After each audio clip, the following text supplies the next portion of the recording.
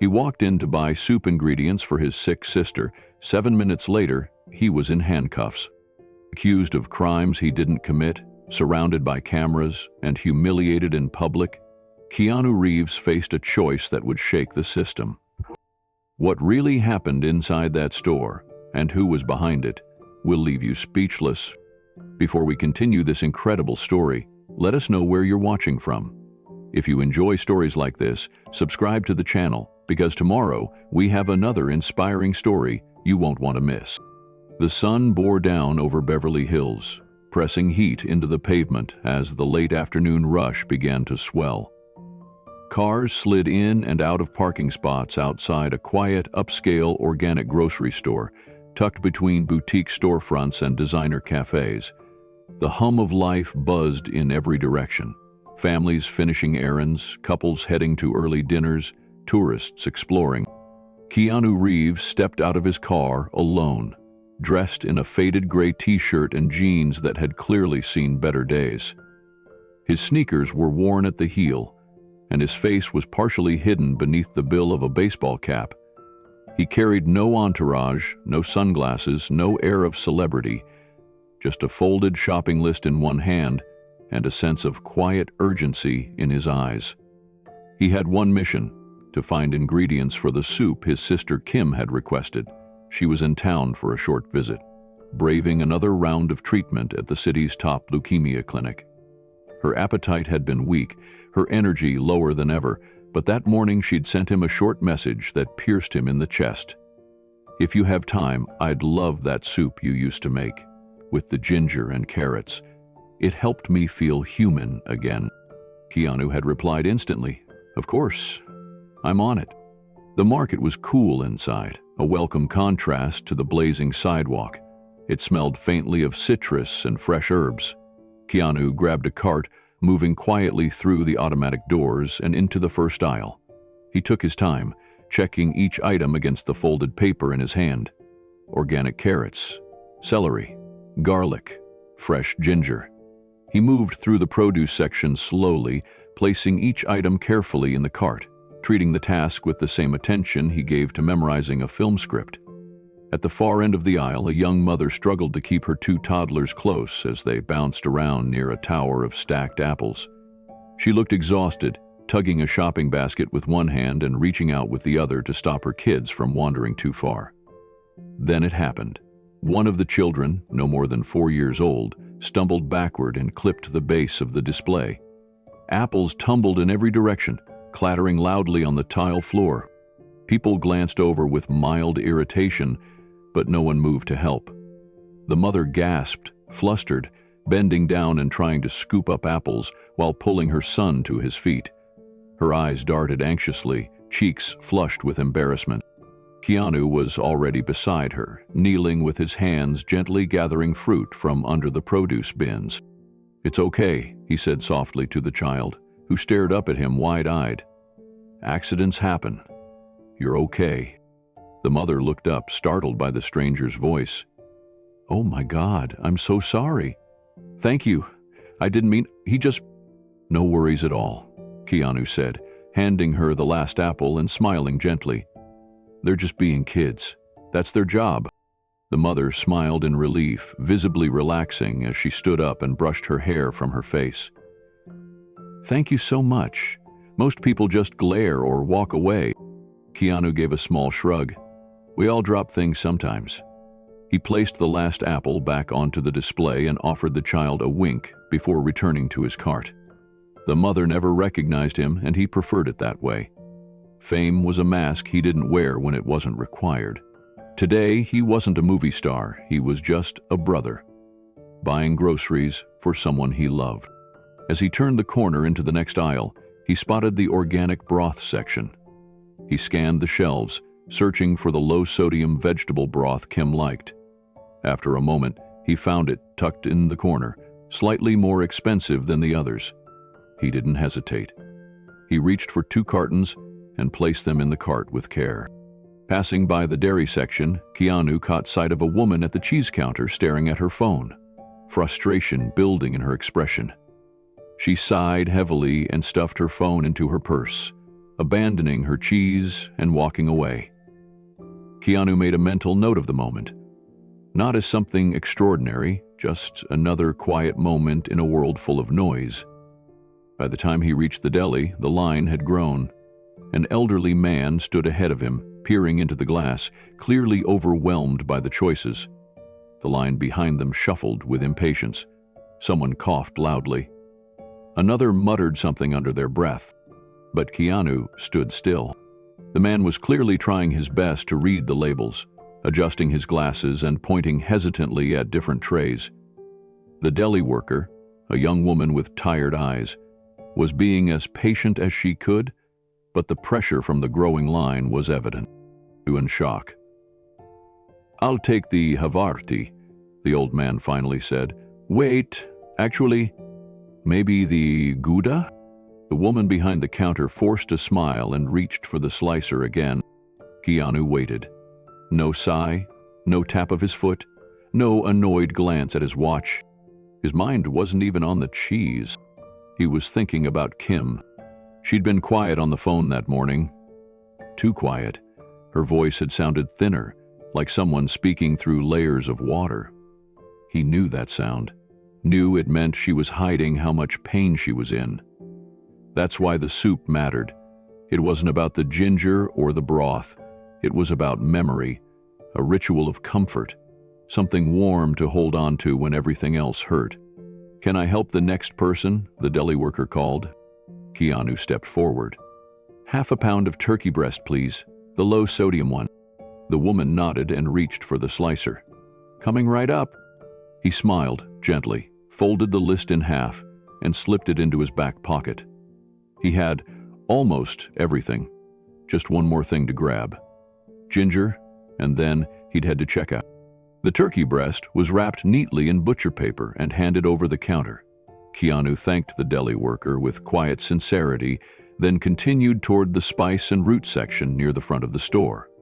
He passed by parents corralling toddlers, elderly couples comparing coupons, and a teenage girl quietly humming to herself as she pushed a cart full of instant noodles.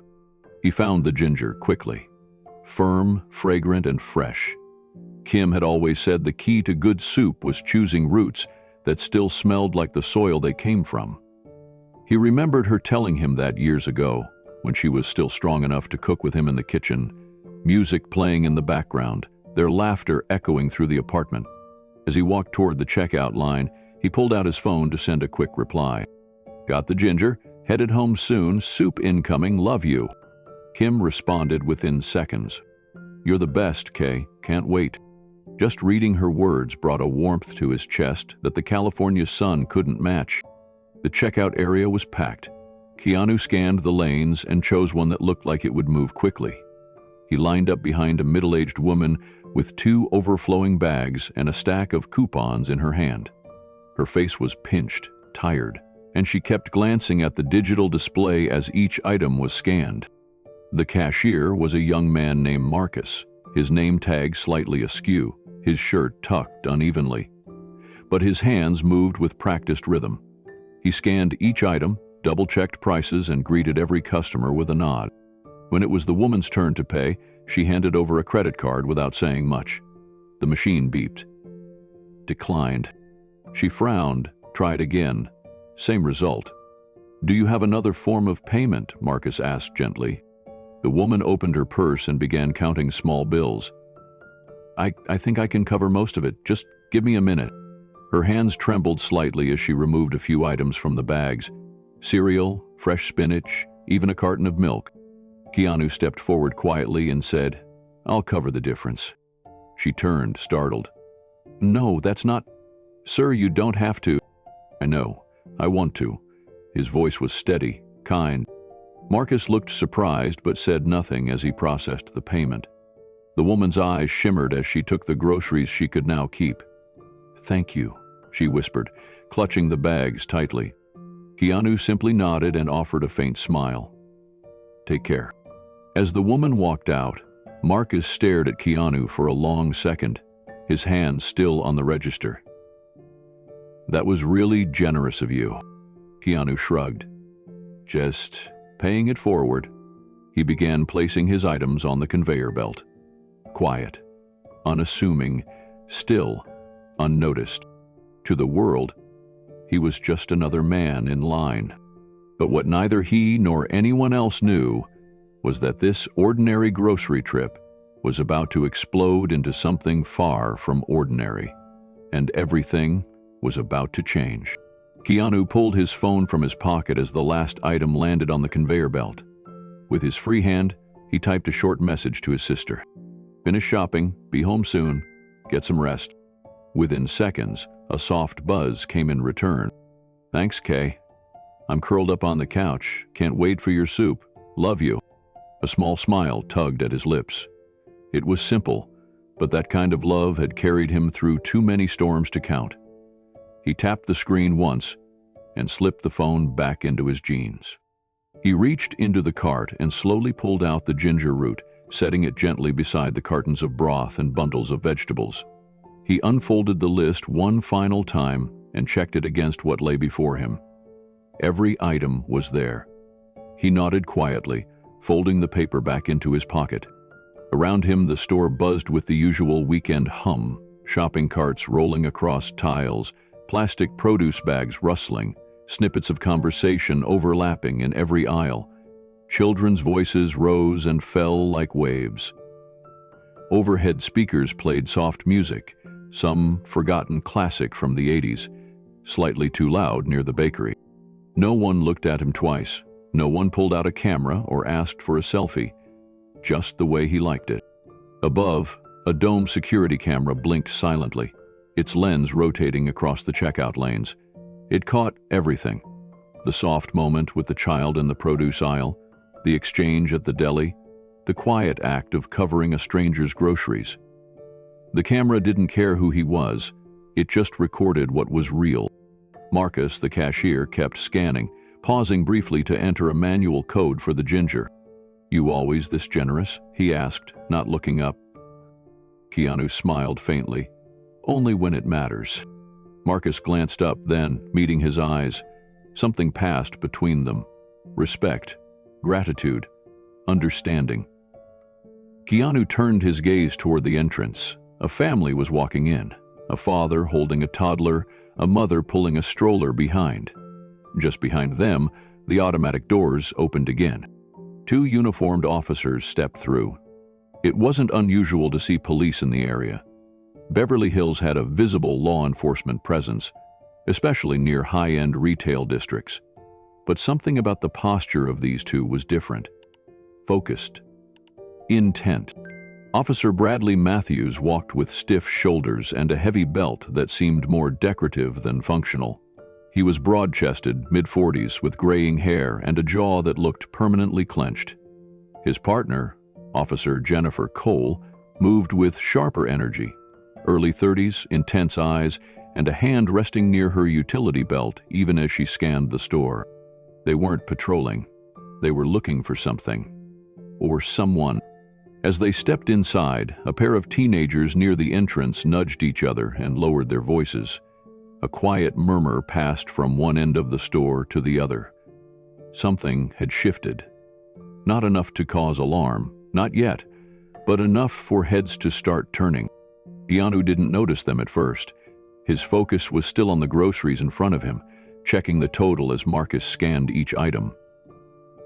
The familiar beep of the register, the soft rustling of bags being filled, it was all part of the rhythm of a quiet, everyday moment. But something in the room changed. It was almost imperceptible. A ripple. A drop in temperature that had nothing to do with the air conditioning. The kind of tension that made people lower their voices and glance over their shoulders without knowing why. Keanu sensed it before he saw it. He turned slightly and caught sight of the officers, now walking purposefully through the front section of the store. They weren't talking to each other. They were scanning, zeroing in. Officer Matthews nodded at a security guard near the entrance. The guard looked confused but said nothing.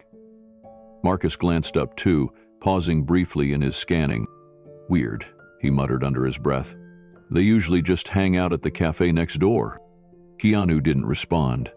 His eyes were now following the officers as they passed aisle 3, then 4. They paused for a beat, conferring with a store employee near the floral section. The employee pointed in the general direction of checkout. Matthews and Cole began moving again, their footsteps slow but deliberate. Keanu turned back to Marcus, who had finished ringing up the last item. The screen displayed the total. 58 even, Marcus said, already reaching for a bag.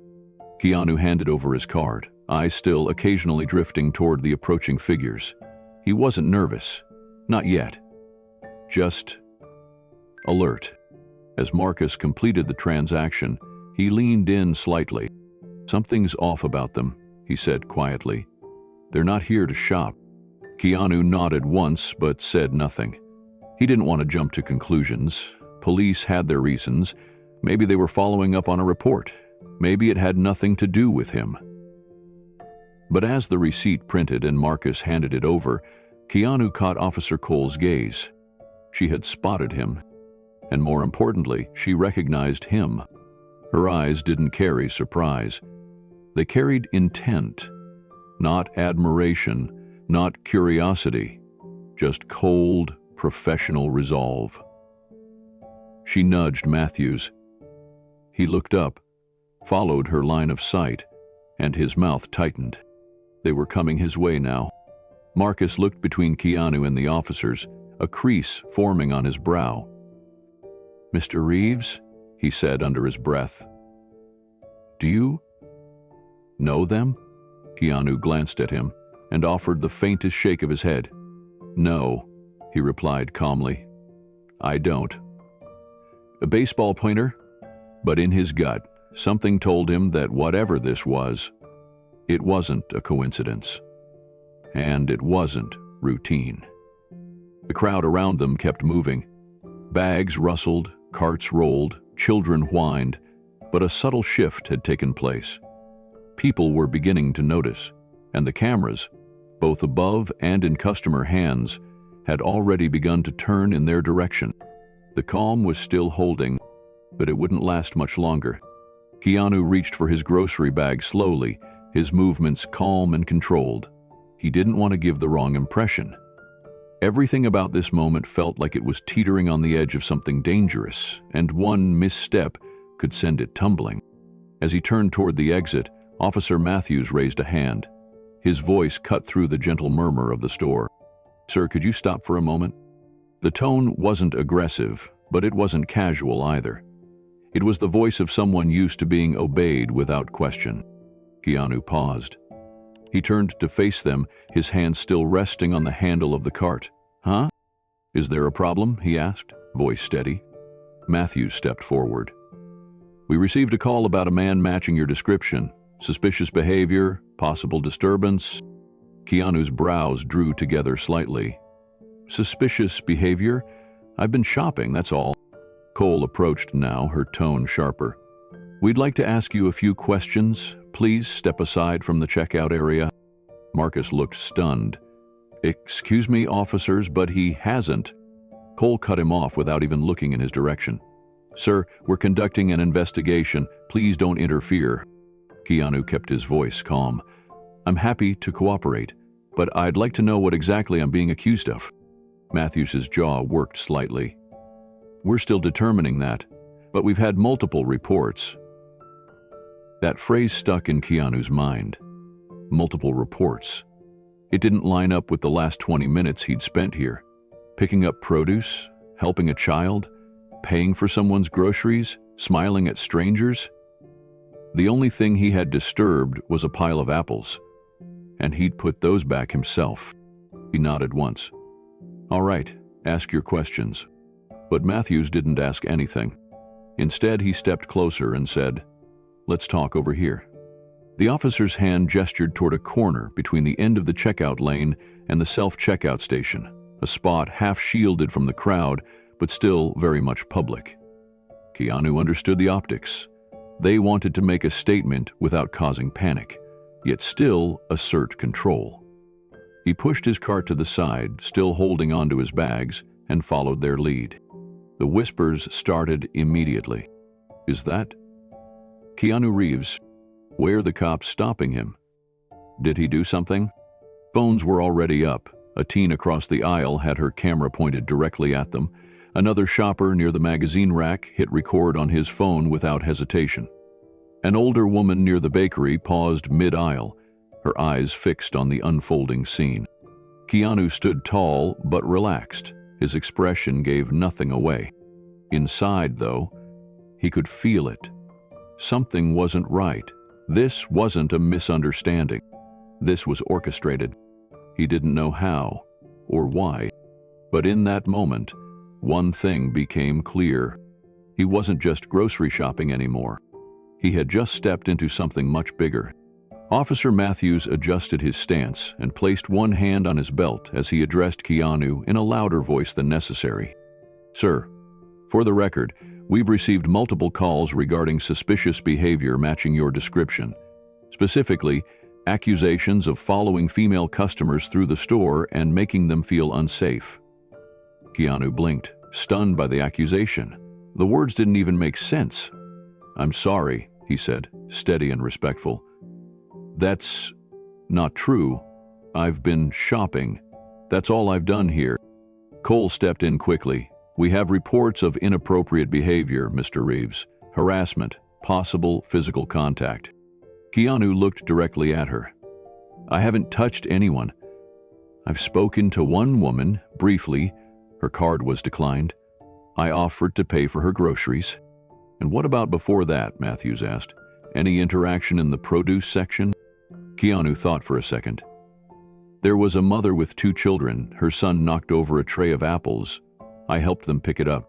"Did you initiate contact with the child?" Cole asked sharply. "I picked up apples," Keanu replied evenly. He had fallen. Matthews pulled out a small notepad and pretended to jot something down. "So, you admit to approaching a child and interacting with a woman. Is that what you're writing?" Keanu asked, his voice still composed but with a note of disbelief. "Helping a child pick up apples and paying for someone's groceries?" Cole stared at him. "That's your version, but we've received reports of you following several women, staring, making them uncomfortable." Keanu slowly reached for his wallet. "You want my ID?" "Please," Matthews said, though his tone made it sound more like a demand than a request. Keanu opened the wallet, pulled out his driver's license, and handed it over without hesitation. Matthews examined it closely, as if expecting it to be fake. "Keanu Reeves," he read aloud, voice laced with mock recognition. "The actor." "Yes," Keanu replied simply. "That's me." Cole crossed her arms. "You expect us to believe a celebrity's just wandering a grocery store without anyone noticing?" Keanu held her gaze. "I do it all the time." Marcus, still standing behind the checkout counter, looked back and forth between the officers and Keanu. He spoke up hesitantly. "I've been watching him since he got here," Marcus said. "He's been polite, helpful, nothing weird." Cole turned to him sharply. "Sir, we didn't ask for your opinion. Please step back." Marcus opened his mouth, then closed it. He backed away slowly, lips tight. Keanu exhaled and looked at Matthews. "Are you going to check the store cameras? They'll show everything I've done." Matthews gave a half shrug. "We're more interested in witness reports. Video can be misleading." The crowd nearby began to grow. Phones were up. Whispers turned into soft murmurs. A quiet but unmistakable storm was forming. And still, Keanu stood rooted in calm. But even he could feel the narrative starting to spin beyond logic. Keanu took a breath, grounding himself. He had faced aggressive interviews, tabloid rumors, and paparazzi ambushes, but this was different. This was calculated. It wasn't chaos. It was a script being read out loud. "I don't understand," he said slowly. "You have cameras. Why not check them?" Officer Cole didn't blink. "Eyewitness testimony is considered more reliable in some cases, especially when multiple sources describe the same pattern of behavior." Keanu's eyes moved over the growing crowd. A woman in yoga pants whispered into her phone while holding it low, clearly recording. Two teenage boys were standing behind a shelf of gum and breath mints, barely trying to hide their open filming. A middle-aged man in a denim jacket had already started live streaming on social media. The store's overhead security camera continued its slow sweep. Keanu wondered if it was even recording, or if it was just for show. "This is a misunderstanding," he said, clearly enough for the nearby crowd to hear. "I didn't follow anyone. I didn't touch anyone. If you just check the footage, you'll see exactly what happened." Matthews looked unimpressed. "We've had issues with edited footage in the past. Video can be manipulated. A witness account is immediate, emotional, human, and it can be false," Keanu said. "You're accusing me of harassment without verifying a single fact." Cole's eyes narrowed. "Are you refusing to cooperate, Mr. Reeves?" "No," Keanu said firmly. "I'm offering to help. I want you to look at the truth." Robert, the store manager, stepped out from the end of the checkout row. He was holding a clipboard and looked unsure of what he was walking into. His face was pale as he glanced from Keanu to the officers. Is everything okay?" Robert asked. "Mr. Reeves has been here a while. I saw him helping with the apples earlier." "This is an active police investigation," Cole responded, barely sparing him a glance. "We ask that you stay clear and allow us to proceed." Robert looked like he wanted to say more but backed away quickly. Keanu turned toward Matthews. "So, what happens now? Do you detain everyone who shops too slowly or speaks kindly to strangers?" Matthews stepped in closer. "Watch your tone." Keanu didn't flinch. "Or what?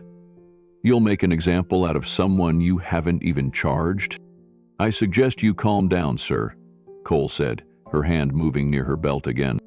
"I am calm," Keanu replied. "You're escalating this." The nearby murmurs began to shift tone. A few people spoke a little louder now. "Hey, I'll do anything. I saw him help that mom earlier. Why won't they just check the video?" It wasn't a protest, not yet, but the tide was turning. Eyes were narrowing not at Keanu, but at the officers.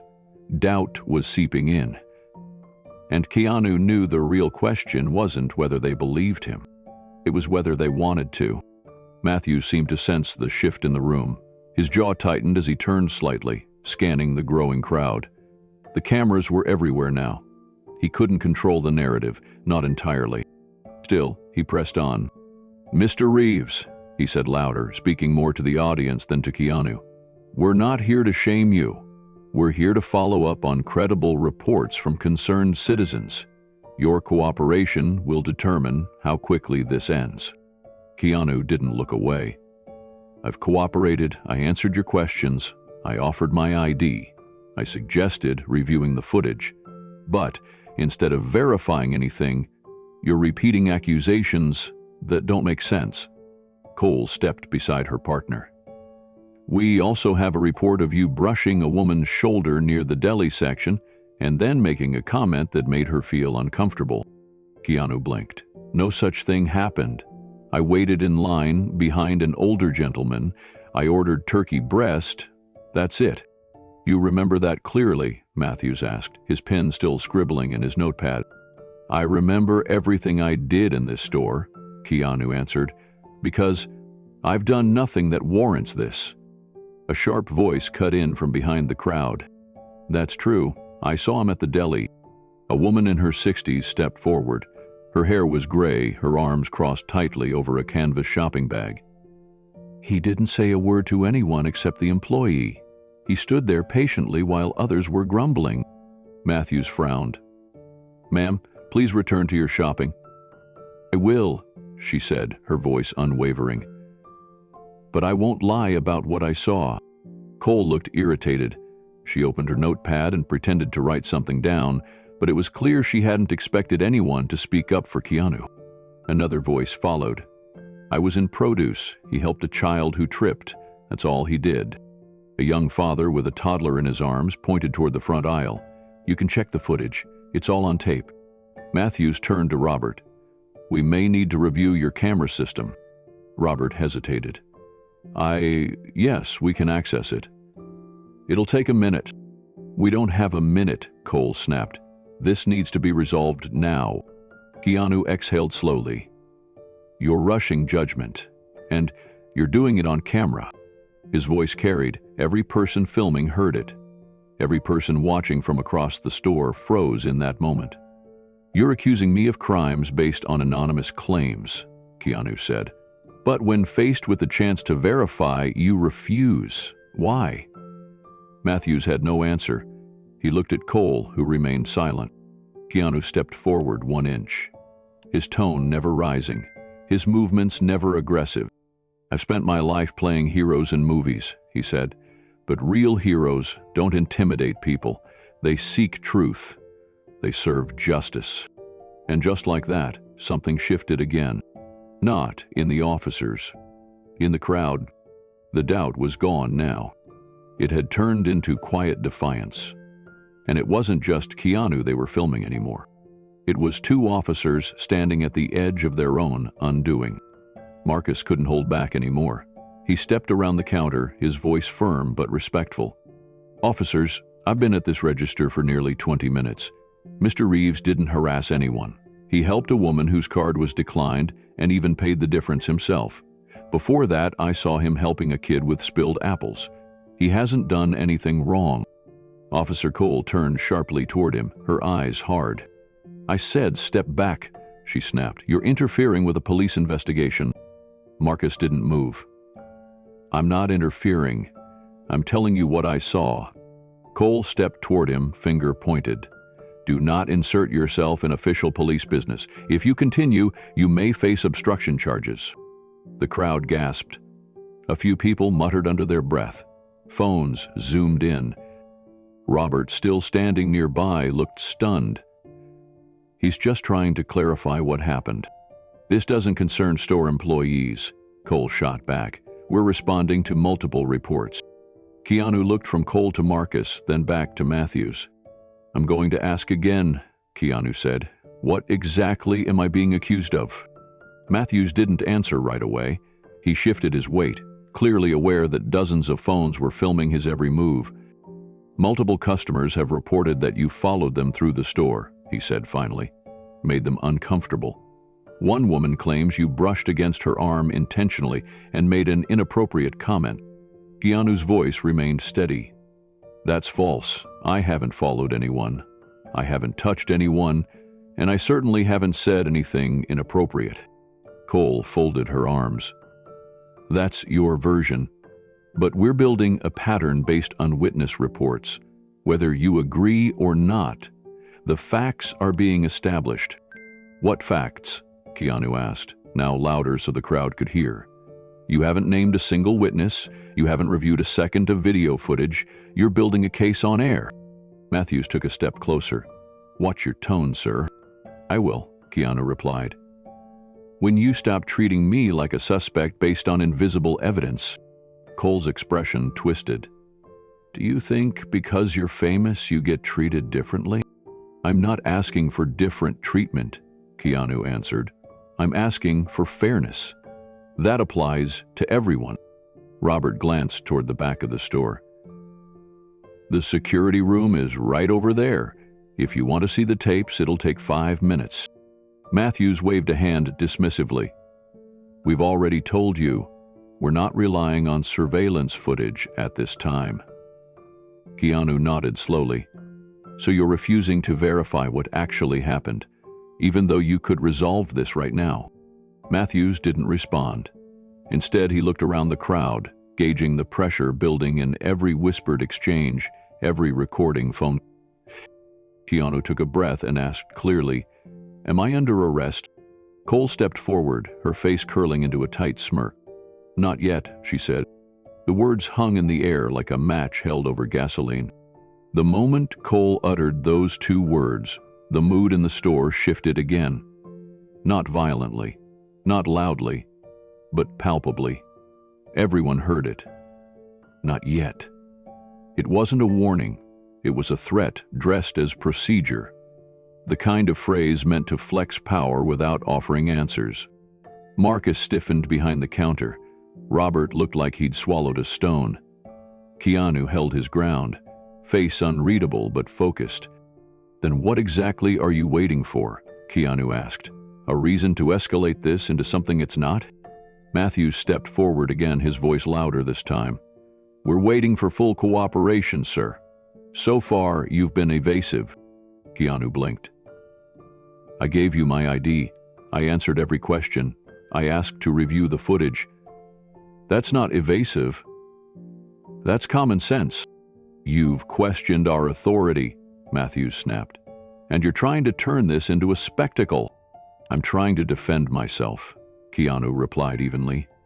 "Because you've made baseless claims in a public place with no evidence." Cole stepped in again. "We've had more than one report. You may not think they're serious, but we do." "Then prove it," Keanu said calmly. "Name one person, show one shred of footage. Otherwise, this isn't an investigation, it's an ambush." That word hit hard. Ambush. It hung in the air, echoing off the checkout walls and into the minds of every customer watching. The elderly woman from earlier nodded silently from behind her shopping cart. The father with the toddler glanced at the exit but stayed put, eyes fixed on the unfolding tension. The phones didn't waver. The cameras were rolling.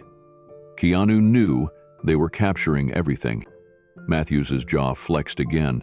His hand hovered just inches from the cuffs on his belt. "Don't make this harder than it needs to be." "I'm not making it harder," Keanu said, voice still calm. "I'm just not rolling over for something I didn't do." Cole's voice dropped, but it was no less sharp. "This attitude isn't helping you." "My attitude?" Keanu asked. "I've remained calm. I've been respectful. I haven't raised my voice or taken a step out of line. Meanwhile, you've made false accusations, refused to look at clear evidence, and dismissed every attempt I've made to cooperate." The crowd murmured again, this time louder. Someone near the back said what others were thinking. "Why, won't they check the footage?" Another voice followed. "Yeah, what are they hiding?" Matthews turned toward the crowd, visibly agitated. "Everyone needs to keep shopping and stay out of this." But no one moved. No carts rolled. No footsteps echoed. They were all waiting, watching, listening. And the man at the center of it, Keanu Reeves, stood unwavering, not because he was above the law, but because he wasn't beneath truth. Keanu didn't move. His breathing was slow, his posture balanced. The training from years of discipline, meditation, and handling pressure under extreme circumstances kicked in without effort. But inside, he felt something colder rising. An awareness that this wasn't just about him. It was about what they thought they could do to him, and what they might have done to others who didn't have cameras or crowds. "Let me be clear," Keanu said, projecting his voice enough to reach the outer edge of the checkout lines. "I have complied with every request. I've not resisted, not insulted, not even raised my voice. The only thing I've done is ask for the truth to be reviewed. And I'm being treated like a criminal for that?" Cole smirked again. "You're being treated like someone who's acting defensive." Marcus couldn't take it anymore. "You're twisting his words," he said, stepping forward again. "He hasn't done a single thing wrong. I saw the whole interaction with that mom. I saw him pay for that other lady. And you won't even look at the footage." Cole turned sharply toward him. "You are one comment away from obstruction." Robert stepped in, voice tight with nerves. "Officers, I can pull the security footage right now. It'll take less than 5 minutes. We have cameras over produce, checkout, deli." Matthews barked. "We said no. We're not going to let a biased store employee derail procedure." Keanu raised his voice again. "So we're clear? You're refusing to view objective video evidence, but accepting anonymous accusations as fact?" The crowd responded now, not with silence, but with real noise. Someone clapped once. A few people cheered quietly. Others called out. "This is messed up," Burr said. "Hell didn't do anything. Check the damn cameras." Matthews turned a shade darker, the pressure clearly mounting. His hand moved even closer to the handcuffs. "Mr. Reeves, step away from your cart." Keanu glanced at his grocery bags. Inside them, carrots, ginger, broth, herbs. A simple meal for his sister. Now, sitting at the center of a storm. "Am I under arrest?" he asked again. Matthews looked to Cole. Cole met his glance and gave a short nod. "Not yet," she said again. "But that depends on your level of cooperation from this moment forward." Keanu took a slow breath. "I've cooperated fully. What you're asking for now is submission." Silence again, until a voice from behind the energy drink refrigerator said, "He's right." More phones tilted up, more eyes focused. And somewhere deep inside Officer Matthews's pride, something cracked, but it hadn't collapsed. Yet. Keanu stared straight ahead, his voice quiet but unshakable. "I suggest you choose your next step very carefully." And that step was coming fast. Robert stepped forward again, more firmly this time. His clipboard shook slightly in his hand, but his voice tried to remain composed. "Officers," he said, "I understand you're doing your job, but this is escalating in front of a crowd, and Mr. Reeves hasn't been aggressive or disrespectful. I think it's reasonable to review the footage before it goes any further." Cole turned to him without hesitation. "Mr. Porter, I've already made it clear this is not your jurisdiction. You run a grocery store. We're responding to a possible crime. But I'm also responsible for everything that happens in my store," Robert replied. "And if I have security footage that can clear up a situation before it turns into something worse, I think I have a duty to show it." Matthews shook his head. "That's not how this works. Once we've taken over a situation, it becomes a law enforcement matter." "But this law enforcement matter is unfolding in the middle of my business," Robert said, growing bolder. "And dozens of people are witnessing it. If you're saying there are witnesses to this so-called harassment, then where are they?" "I haven't seen anyone step forward." Matthews didn't answer. He just stared at Robert like he had stepped out of place. From behind the rows of candy bars and bottled sodas, a small voice spoke up. "I didn't see anything either, just him being polite." An older woman in a red scarf stood next to her shopping cart, her arms crossed and voice unwavering. "He helped that woman with her groceries. That's not harassment." Someone else chimed in. A teenager near the greeting card display spoke up without turning off his phone camera. "He helped that little kid, too. Picked up all the apples, said something nice to the mom. That's the only thing I saw." An elderly man in a leather jacket slowly stepped closer to the scene, his cane tapping the floor lightly with every step. "I've been standing in this store for 30 minutes, he said, his voice slow but strong. "I saw him come in. I watched him shop. He never bothered a soul." Matthews turned toward the man. "Sir, we're handling this." The old man didn't flinch. "No, son. What you're doing is trying to handle him." A low murmur of agreement spread through the crowd. The lines at the registers were still, carts left idle as customers watched the tension rise. The energy had changed. The doubt was growing. Keanu remained quiet. He didn't need to speak now. Other voices were rising in his defense. Ordinary people who had simply observed what had happened and were no longer willing to stay silent. Robert pointed toward the ceiling. "There are 6 cameras in this store.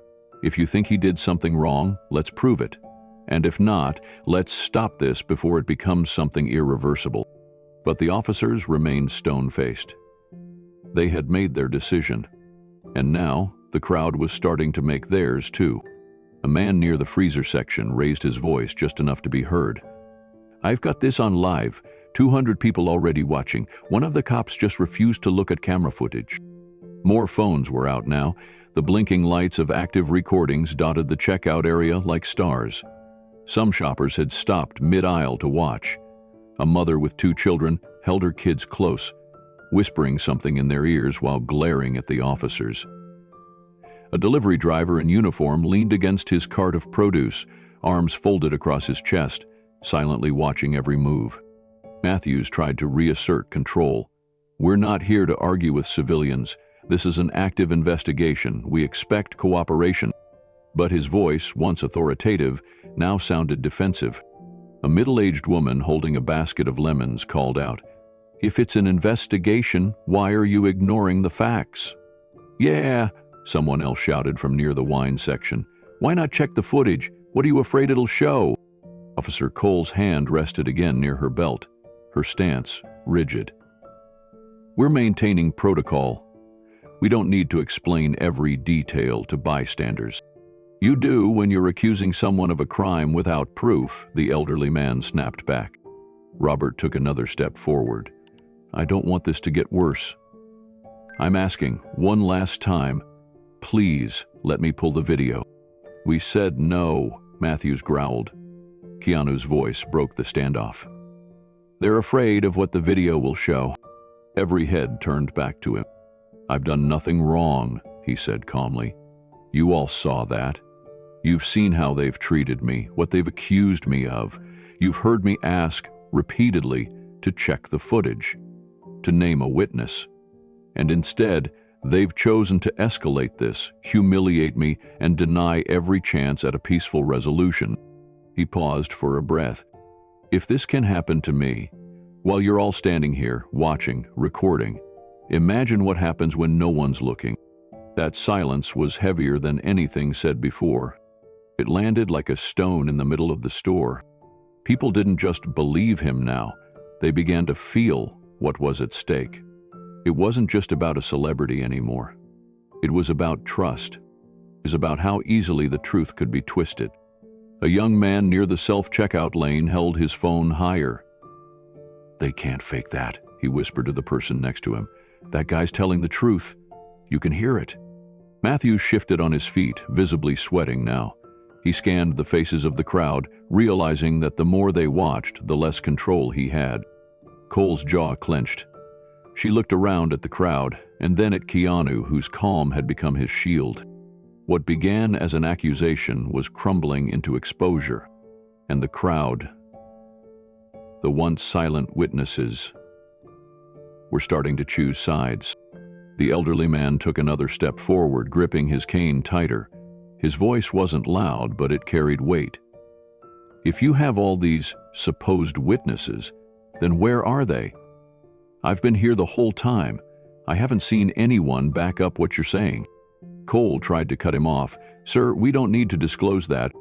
"But you do," he said, holding her gaze. "You're about to arrest a man based on invisible people. That's not law enforcement. That's theater." "Huh." A ripple of murmurs followed. People nodded. A few clapped softly. One woman whispered to her friend, "They're lying. You can see it." Matthews glanced toward the exit, as if calculating how to get out of this cleanly. But there was no way out. Not anymore. Robert stepped back in, voice firmer now. "We have audio and video of every aisle, every checkout. You could end this right now. Just let me press play." Matthews didn't respond. Cole stared straight ahead. Keanu spoke again. "It's not just about me anymore. It's about every person watching here and online, seeing how the truth is handled when it's inconvenient." He looked at the phones pointed toward him. "You're witnessing something real. You're watching what happens when people stand in silence, or when they choose to speak up." A woman near the front, holding a toddler, called out, "We see you, Keanu. We saw what you did. You helped people. That's all we saw." The voices weren't shouting. They didn't need to. It was worse for the officers this way. Calm, direct truth was spreading faster than any force they could use. Matthews finally tried to assert control one more time. "Mr. Reeves, step aside. We're detaining you for questioning." "Question? Based on what?" Keanu asked again. "Where are the witnesses? Why won't you watch the footage?" "You've had your chance to cooperate," Cole snapped. "And I have," Keanu answered. "But the only people not cooperating here are the ones ignoring the facts." The crowd was done holding back. A man near the coffee aisle shouted, "This is wrong." Another near the exit said, "You're on camera too, officer, every second." The moment had turned. The story had shifted. It was no longer Keanu's word against unseen voices. It was a room full of living, breathing witnesses, standing between truth and abuse. And one by one, they were no longer afraid to say what they saw. Matthews and Cole were outnumbered, not by force, but by clarity, by people who refused to let silence bury the truth, by ordinary shoppers who had watched the calmest man in the room become a symbol of something bigger than himself. And as their loyalty turned toward him, so did the weight of the truth. The crowd had chosen, and their choice would change everything. The silence before the next moment was suffocating. Keanu stood completely still, his shoulders squared, his expression composed but deeply focused.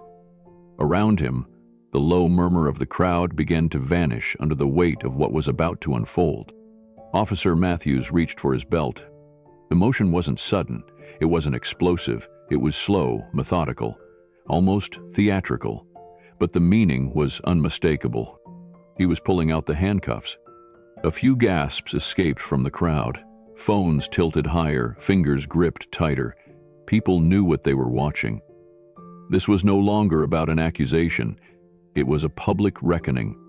The tension that had simmered beneath the surface now cracked wide open. Matthews held the handcuffs in one hand, letting them dangle between himself and Keanu. "Mr. Reeves," he said, "this is your final warning. Step away from the cart and place your hands where I can see them."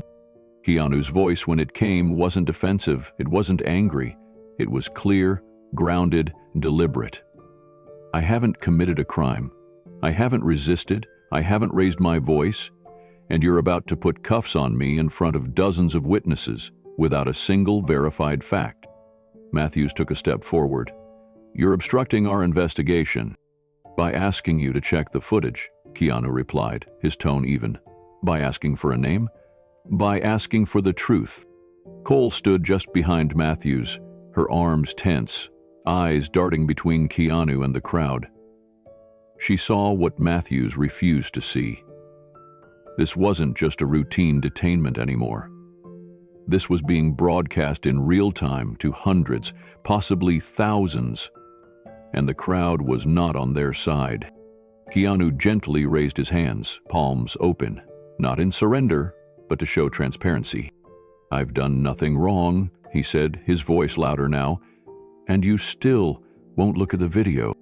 Robert, standing frozen a few feet away, looked as though he wanted to say something, plead, interject, explain, but even he understood that any word now might make things worse. Then, from the left of the checkout lane, a voice shouted, "We're all watching! You can't spin this!"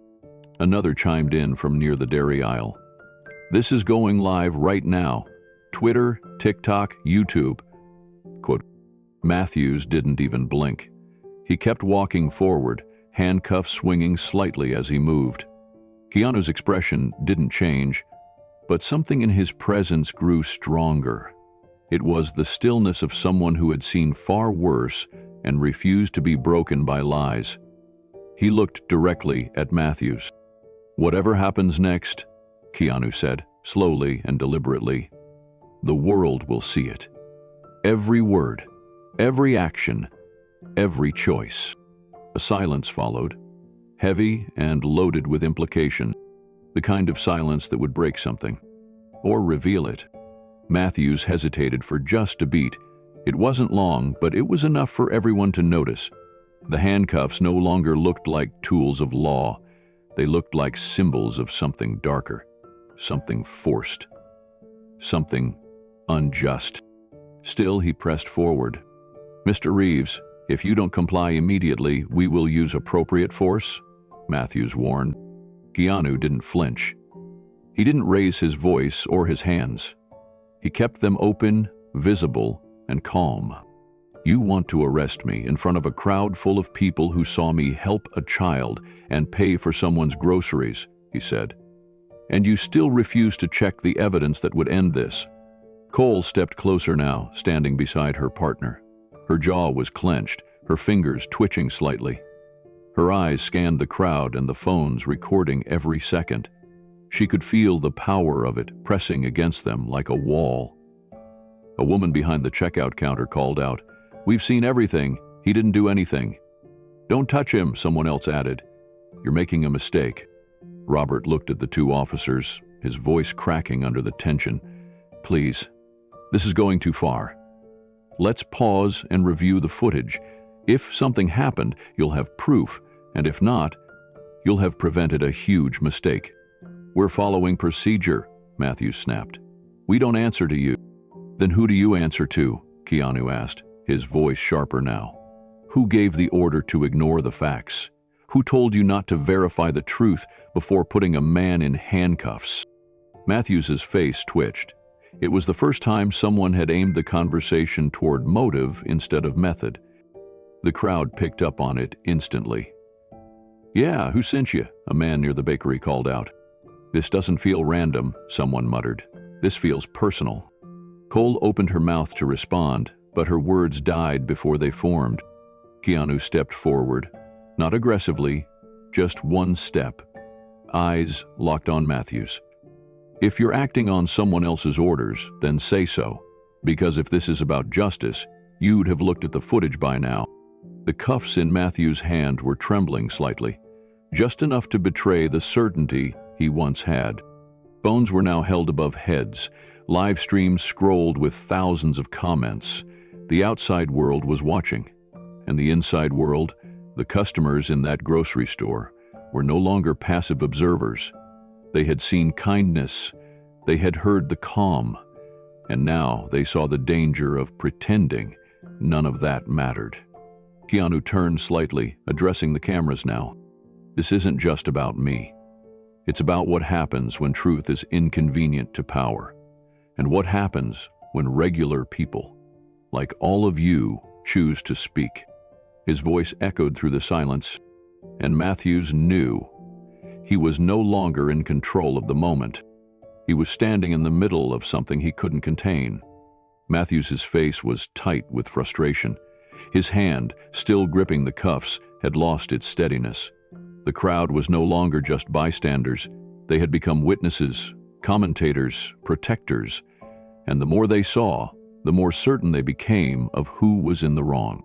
One voice pierced the silence with chilling clarity. "Don't do it, officer. You put those cuffs on him, and it's your career that gets locked up." It came from the back. A tall man in scrubs, clearly on a lunch break, still wearing his hospital ID badge. His arms were crossed, his phone raised high, his eyes locked on Matthews like a surgeon analyzing a failing heartbeat. Matthews didn't answer. His eyes flicked toward Cole, but she didn't meet his gaze. She was staring at the floor, her jaw clenched, her lips pressed into a line. Her silence spoke volumes. Keanu hadn't moved. His grocery bag still sat quietly in the cart beside him, completely forgotten. He looked at Matthews with a gaze that wasn't angry. It was steady, almost pitying. "You're not just holding handcuffs," Keanu said quietly. "You're holding a decision, and when you look back on this moment, you'll either remember it as the day you followed orders blindly, or the day you finally stopped." Another murmur moved through the crowd. This one was different. It wasn't loud. It was electric. The kind of shift that happens when fear turns into clarity. A teenage girl stepped forward, still holding her phone. "You can't undo this. Once you snap those cuffs, it's out there forever." Matthews was sweating now.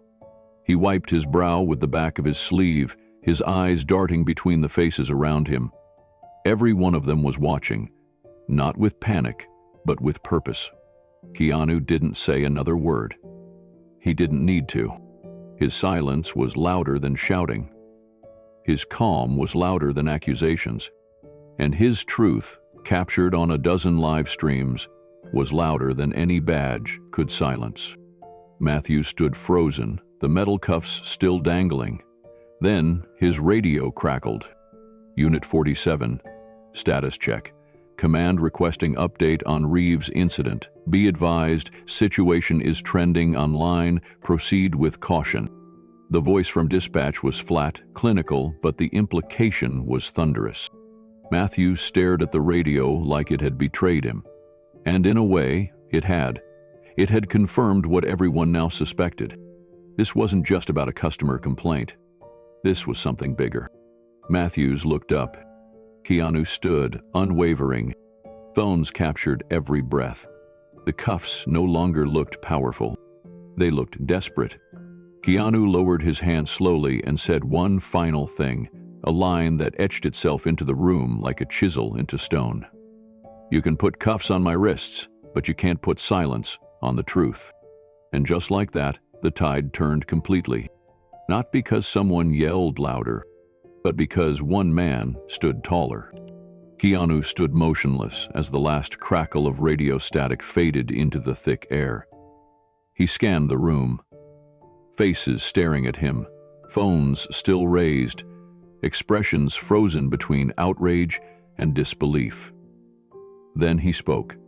Not with anger, not with drama, but with the clarity of someone who had nothing to prove and everything to protect. "I want you all to remember what you're witnessing right now," Keanu began, his voice calm but unwavering. "Not because I'm famous, not because there's a crowd, or because cameras are rolling, but because this is how quickly someone's life can be reshaped by a lie." He paused, letting the weight of the words settle in the space between him and the crowd. "I came here to buy groceries for my sister. She's fighting cancer. All I wanted was to cook her soup, that's it. And somehow that turned into this, me standing here while two officers try to paint me as a threat, not because of facts, not because of truth, but because of accusations they refuse to verify." His eyes moved to Matthews and Cole.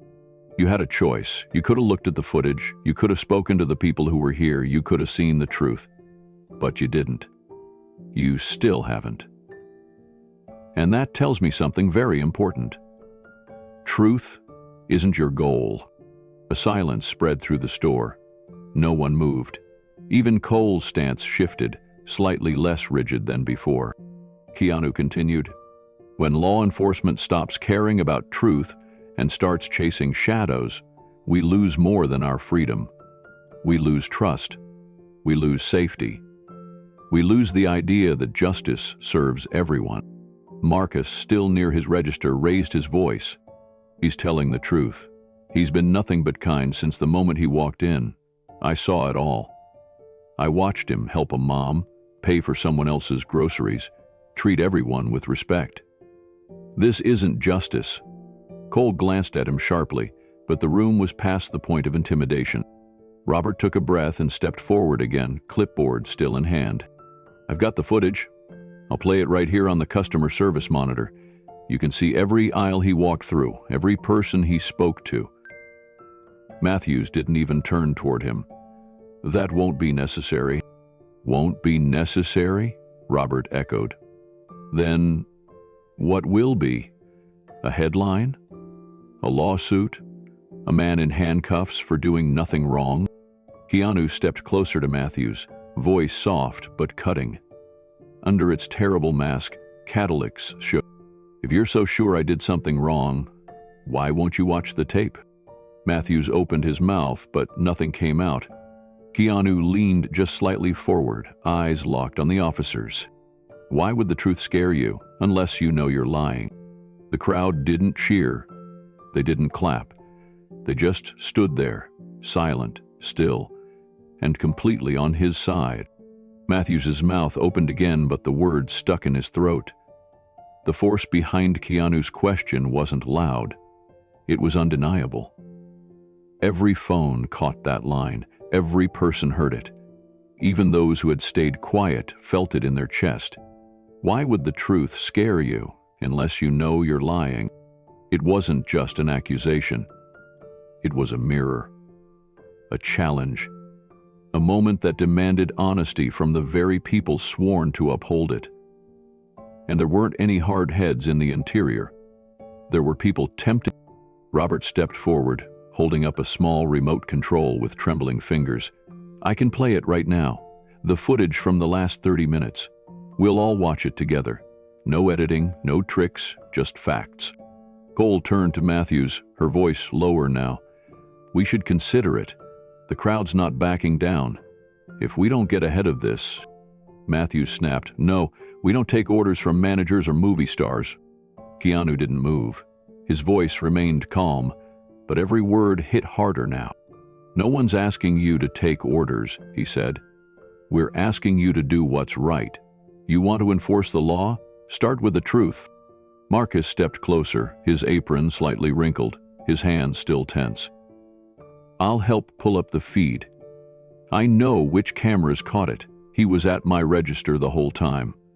I'll show you exactly when he helped the woman, when he helped that kid. It's all there. Again, Matthews refused. This situation has already escalated. Showing the footage now could further disrupt order. Keanu tilted his head, incredulous. You mean it could expose the lie?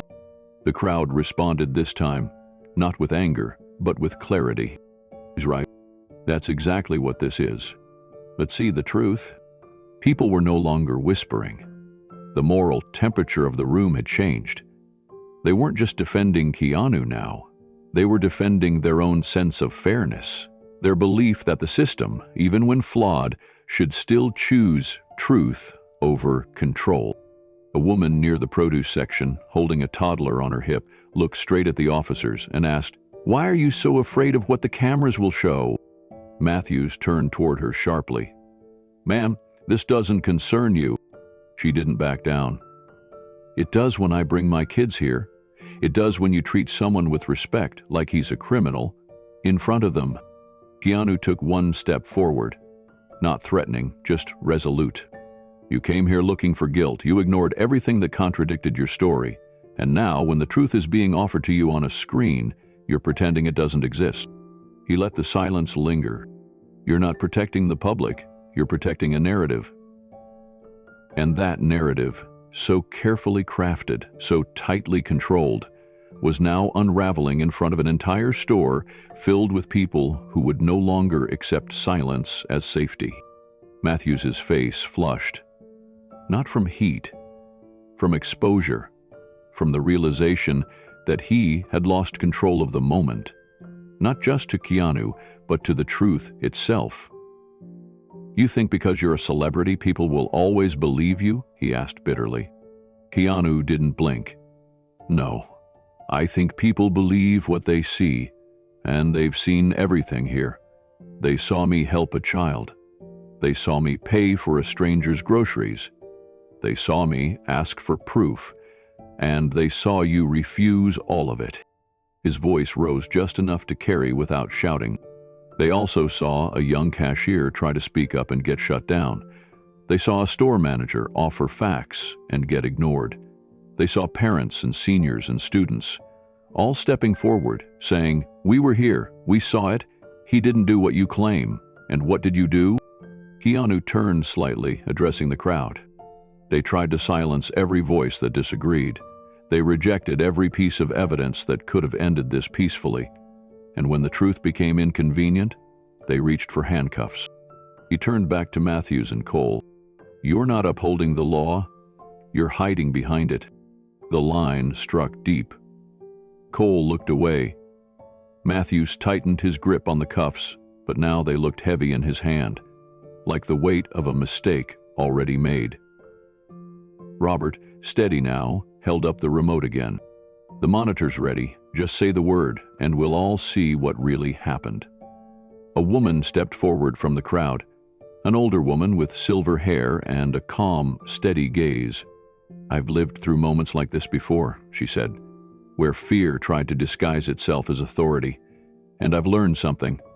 The people who fear the truth the most are usually the ones who created the lie. Someone else added, If you don't watch the tape, we all know why. Another voice followed. You can't bury the truth in a crowd full of witnesses. Matthews looked around. Every person in that store was now standing not just with Keanu, but for him. Not because he was a celebrity, not because they admired him, but because he had reminded them of something they'd nearly forgotten, that the law means nothing without conscience. and justice means nothing without truth. Keanu's final words in that moment didn't come with anger or judgment. They came with grace. "You still have a chance," he said, "to choose integrity over image, to choose evidence over ego, to choose right over rank." No one moved, not the officers, not the crowd, because everyone understood something crucial. This wasn't just a stand, it was a mirror. And in that mirror, every person had to ask themselves one question: which side of the truth will I stand on? And for Matthews and Cole, that question wasn't theoretical anymore. It was right in front of them, on a screen they refused to look at. But the crowd already had, and they had chosen. The elderly man with the cane stepped forward again, slowly but with purpose. The crowd parted instinctively, clearing a quiet path for him. His voice, though calm, cut through the tension like a bell. "You say you have witnesses," he said, eyes locked on Matthews. "Then bring them out. Point to just one person in this store who made a complaint. One face, one name." Matthews didn't respond. The man took another step forward. "I've been here since before that man walked in. I watched him pick up fruit with a child. I watched him wait his turn at the deli. I watched him help a woman at checkout when her card was declined. If that's harassment, then this entire town is guilty." Someone near the frozen food section shouted, "Show the tape." The chant caught hold like a match to dry grass. "Show the tape. Show the tape." It began with 5 or 6 voices, then 10, then 20. Customers from every corner of the store, raising their phones, pointing toward the customer service monitor, demanding to see the truth. Matthews looked shaken. Cole stepped back a half step, as if the chants themselves were pushing her physically. Her eyes flicked to the crowd, then to Keanu, then back to Matthews. "Show the tape." The chant grew louder. Customers who had stood quietly before were now part of something larger than themselves. A small child echoed the chant, not knowing what it meant, only that the adults around her believed in it. Robert lifted the remote again and raised his voice. "I can play it right now. You've got 10 cameras worth of coverage, every second of his visit." Matthews opened his mouth, but nothing came out. Keanu took a step forward, his voice quiet but unmistakably deliberate. "Officer Matthews," he said, "have we met before?" The room fell suddenly silent again, as if the power had gone out. Matthews froze. Keanu didn't look confrontational. He looked curious. But in that question, so simple, so clean, there was something else. A memory. A thread being pulled from the past. Matthews swallowed, his hand twitching near his side. "I don't believe so," he said after a pause, though his voice had lost its force. Keanu nodded slightly. "I think you're lying." The crowd shifted. The attention that had momentarily turned toward the chant now refocused, sharper than before. "I think I've seen you before," Keanu said. "Not here, somewhere else. Somewhere a long time ago." Matthews's face tensed. "I think we crossed paths once, when someone else was being treated unfairly, and you stood there, just like this, watching it happen." The silence in the store now was different, heavier, expectant. Keanu didn't accuse him of anything directly. He didn't shout. He just let the implication sit there. Matthews's jaw moved as if he wanted to respond, but the words never formed. His authority was slipping with every second he remained silent. Officer Matthews stood rigid, but his silence was louder than any denial. His face, once stone-cold and unreadable, now flickered with something deeper. Guilt, perhaps, or fear. The shift in his posture didn't go unnoticed. The crowd's intensity didn't fade, but it changed in tone. Now, they weren't just angry. They were watching something unravel. Keanu continued, not pushing, not accusing, just observing. "There's something in your eyes," he said. "It's not authority, it's not control. It's something else, like a man remembering a choice he once made and hoping no one would ever remind him of it." Matthews gripped the cuffs harder, but they didn't swing now. They just hung there, heavy and useless in his hand. The weight of them matched the moment. "Why don't you just admit it?" the elderly man said again. "You don't want to show the tape because it'll prove you wrong. That's why you're digging your heels in." Cole looked around, visibly shaken now. "We didn't come here planning this," she said quickly, almost defensively. "We got a call, a report." Robert crossed his arms. "From who?" She hesitated. "It was anonymous." The crowd reacted with a murmur of disbelief. "Anonymous? That's your justification for this circus?" Robert walked behind the counter and pointed at the flat-screen monitor. "You've got full audio and visual from every angle. If there was a problem, it's on there, plain as day." "Show the tape," the chant picked up again, stronger this time. "Show the tape." Marcus, standing nearby, looked at Keanu, then at Matthews. "Do you really want this to go viral? Because it's already too late. It's not just Beverly Hills watching now." Keanu remained still, but his voice carried clarity and resolve. "You can change course right now," he said. "You can do what you were trained to do, serve the truth. Or you can keep pretending that silence and a badge are enough to bury what's already in plain sight." Matthews stared at him, breath shallow. Something in him gave. His shoulders dropped by an inch, his gaze faltered, and his grip on the cuffs loosened. Keanu didn't flinch. "You remember what you saw back then, don't you? You remember what you did, or didn't do?" The tension broke with a slow, visible crack. Matthews turned slightly to Cole. "Let him show it." Cole blinked. "What?" He didn't repeat himself. He simply stepped back, lowering the handcuffs. It wasn't surrender, not in the dramatic sense. It was quieter than that. Sadder. A moment of resignation that echoed louder than any apology. Robert pressed a button on the remote. The monitor lit up. Gasps rose from the crowd as the footage began playing. Keanu in the produce section, smiling at a child. Keanu kneeling to help a woman pick up apples. Keanu at the register, slipping cash to the woman whose card was declined. Keanu waiting patiently, exchanging a quiet "thank you" to Marcus. Frame by frame, the lie disintegrated. And somewhere in that store, the truth stood taller than anyone else. The cracks had appeared, and from those cracks, light was finally breaking through. The store was quiet now, not because the tension had vanished, but because the truth had been laid bare. The footage didn't lie. Keanu had done nothing wrong. In fact, he had done everything right. But just as Robert paused the video, ready to rewind for anyone who missed it, a sudden burst of static filled the air. The police radio on Officer Cole's shoulder crackled to life. "All units, be advised on the Reeves situation. Stand by for further instruction." Everyone heard it. The words weren't coded. They weren't vague. They were direct. The Reeves situation.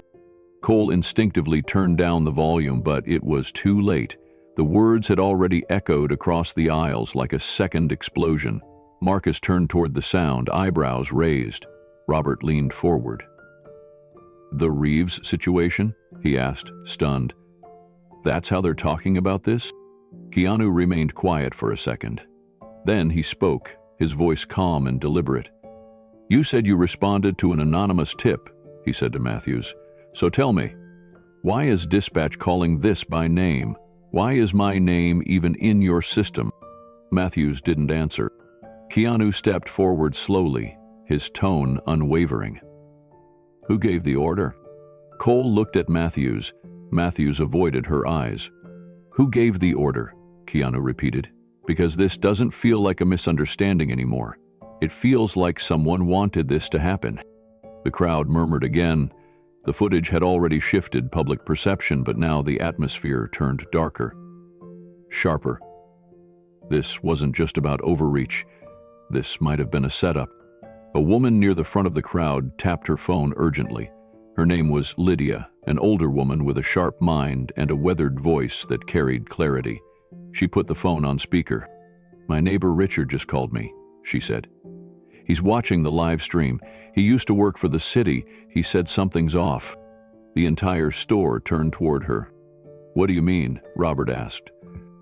Lydia held the phone closer. Richard's voice came through the speaker, slightly muffled but clear. "I've seen something like this before," Richard said. "It's what they call a soft takedown. You pick someone with influence, you make a public example, get them emotional, get them on camera, then spin the narrative. It distracts from something bigger." The room went silent again. Keanu's face was steady, but the corner of his mouth tightened. "Did he say who ordered it?" Marcus asked. There was a pause, then Richard spoke again. "No names on record, but from what I heard, someone high up wanted Keanu exposed, or humiliated, something about a donation, a hospital deal." He stepped on the wrong toes. Cole shifted uncomfortably. Matthews was stone still. Keanu slowly turned to both officers. "So this wasn't about suspicion," he said. "It was about punishment." Matthews looked like he'd been cornered by a truth he could no longer outrun. His posture, once rigid with power, now slouched beneath the weight of exposure. His mouth opened as if to deny it, but nothing came out. Keanu stayed composed, his voice even. "You used your badge to carry out someone else's agenda, not to serve the law, not to protect the public, but to embarrass me publicly, to discredit me without evidence." Cole stepped slightly away from him now. She seemed to be re-evaluating her role in all of it. "I didn't know," she said softly, almost to herself. Keanu turned to her. "Maybe you didn't, but you had a choice. When the truth was offered to you, on a screen, through witnesses, you chose to ignore it." She flinched at that. Not because it was cruel, but because it was right. Robert stepped forward again, tapping the pause button on the footage behind him. The screen froze on a frame of Keanu smiling at the child with the apple. "This is what your department tried to smear?" he said, shaking his head. The elderly man with the cane from earlier took a deep breath and addressed the room. "This whole thing smells political, personal, but not accidental." Someone else added, "If this can happen to him, it can happen to any of us." Marcus leaned over the counter. "And who's going to answer for it? Who's going to say we made a mistake?" A few phones in the store began buzzing with new alerts. One woman read her screen aloud. "This is already trending. Reeves sup. Just hit #1 on Twitter." John Barron. Keanu sighed quietly, but his eyes didn't waver. He didn't seek attention. That wasn't his nature. But the fact that the story was spreading, that truth was louder than distortion, that mattered. Then Lydia's phone buzzed again. She looked down. "It's Richard again," she said. She answered quickly and held the phone up for everyone to hear. "There's more," Richard said. "An internal memo just leaked. Not public yet, but it's coming. It refers to a targeted public optics exercise, mentions a grocery store and a specific time." Keanu looked to Matthews. "Did you know about this memo?"